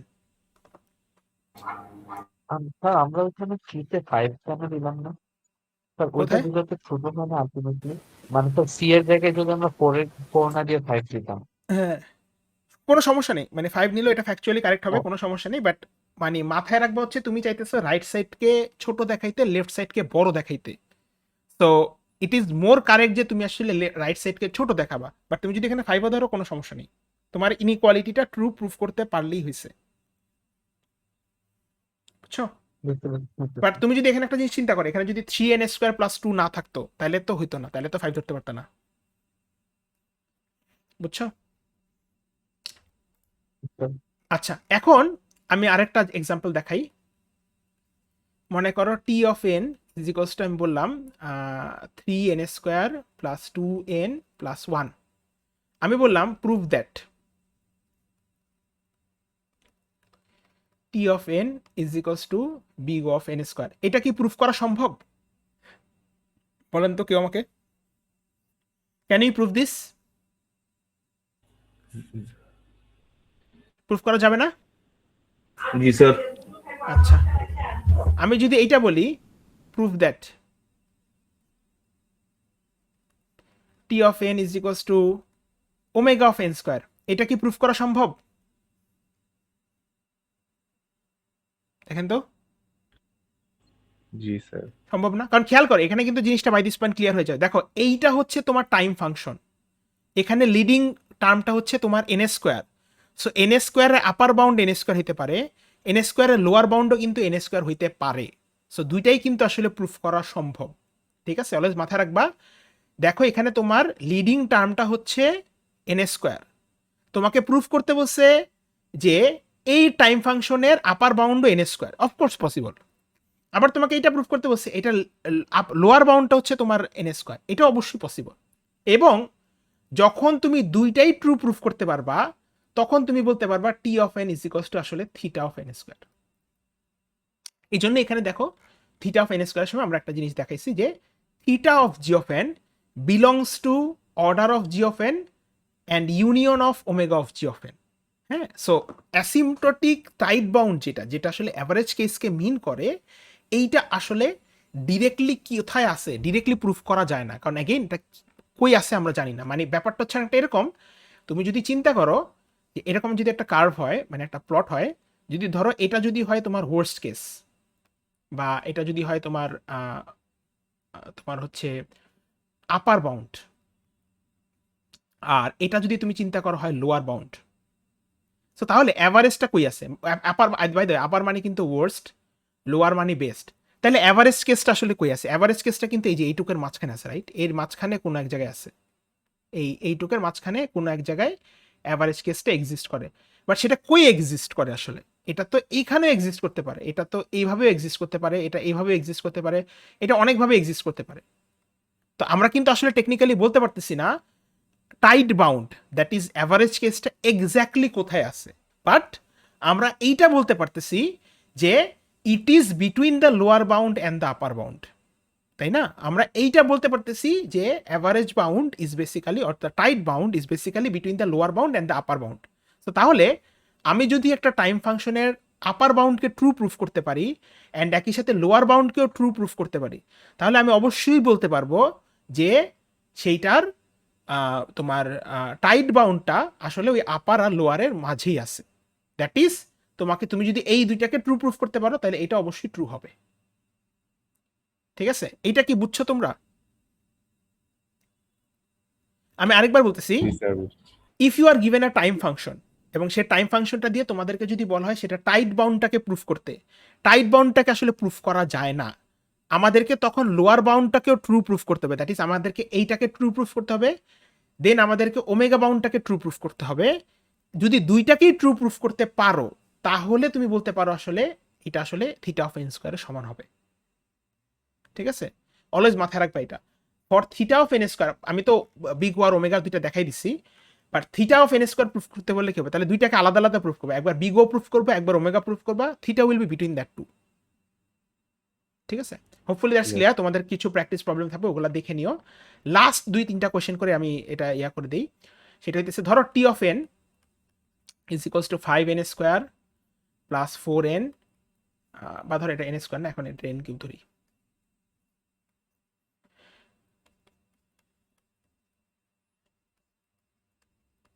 এটা কি ট্রু প্রুফ করা যাবে নাকি যাবে না বলো তো? What do you think about this? Sir যাবে না। যাবে না? কারা আর কেউ আর বাকিরা কি বলো, যাবে নাকি যাবে না? স্যার যাওয়ার তো কথা। স্যার যাবে না। যাবে না, আচ্ছা। বাই দ্য ওয়ে, তার আগে আমরা দেখি আমাদের আসলে কি দেওয়া হয়েছে, আমরা একটু বোঝার চেষ্টা করি। দেখো এখানে কি বলা আছে, t of n is equals to 5n cube plus 4n plus 2। So আমার টাইম ফাংশনের সবচেয়ে লিডিং টার্ম কি? N cube. N cube. N cube. আচ্ছা, আমরা কি এইটা এগ্রি করি যে t of n is equals to order of n cube? এটা ট্রু প্রুফ করা যাবে না?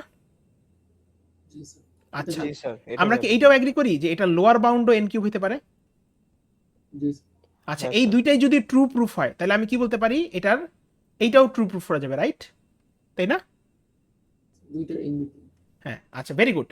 এখন কথা হইতেছে, কিন্তু এইখানে কিন্তু আমি উল্টা জিনিস আস করছি। এখানে আমি তোমাদের কাজ করছি এইটার আপার বাউন্ড কি n টু দি পাওয়ার 4 হইতে পারে কিনা, এটাই আস করছি না? দেখো তো, আমি তোমাদের কাজ করছি এই টাইম ফাংশনটার আপার বাউন্ড কি n টু দি পাওয়ার 4 হইতে পারে কিনা। না, তোমাকে আমি একটা অ্যানালজি দিয়ে কোশ্চেন টাস করি। আমি বললাম তোমার বাসা থেকে ইউনিভার্সিটি যেতে 5 লিটার তেল লাগে তোমার গাড়িতে, কথার কথা ধরো, কিন্তু তোমাকে আমি 10 লিটার তেল দিলাম, কোনো সমস্যা আছে কি?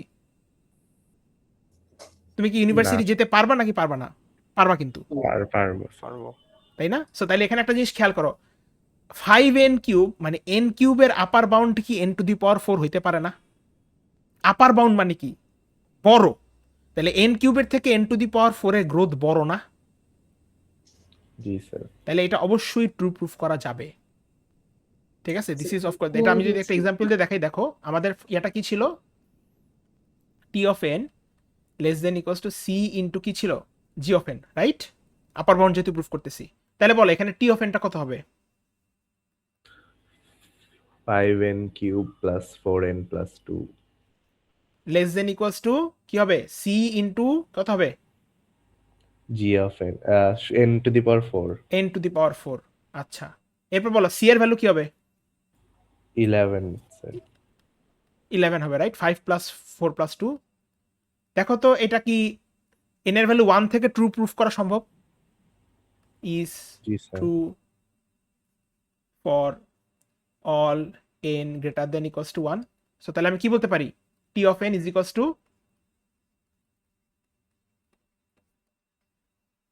বুঝছো? Yes sir. আচ্ছা, বাই দ্য ওয়ে, এইটা কি ট্রু প্রুফ করা যাবে? টি অফ n কি omega of n to the power 4, এটা কি ট্রু প্রুফ করা সম্ভব? What do you think? না স্যার।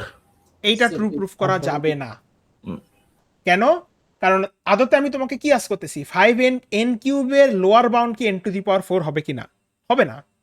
n কিউবের লোয়ার বাউন্ড n স্কোয়ার হতে পারে, n কিউবের লোয়ার বাউন্ড n হইতে পারে, বাট n কিউবের লোয়ার বাউন্ড কখনোই n টু দি পাওয়ার 4 হবে না। সো মাথায় রাখবা, when we are talking about upper bound মানে হচ্ছে যেটা লিডিং টার্ম, এর সাথে সাথে লিডিং টার্মের থেকে বড় যা গ্রোথ ফাংশন আছে সব কিছু হতে পারে।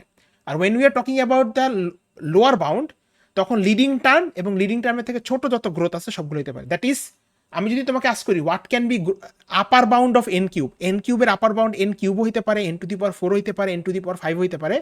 কারেক্ট হচ্ছে n কিউব, বাট বাকিগুলোও হইতে পারে। আবার আমি যদি তোমাকে আস্ক করি n কিউবের লোয়ার বাউন্ড কি, সেটা n কিউব হইতে পারে, n স্কোয়ার হইতে পারে, n হইতে পারে, কিন্তু n টু দি পাওয়ার 4 হবে না, বিকজ একটা হাই গ্রোথ ফাংশন কখনোই লোয়ার বাউন্ড হতে পারে না। এটা কি বুঝতে পারছি? Any question? আচ্ছা, সো আজকের ক্লাস অনেকক্ষণ হয়ে গেছে। হ্যাঁ, রেকর্ডিংটা অফ করে দিচ্ছি।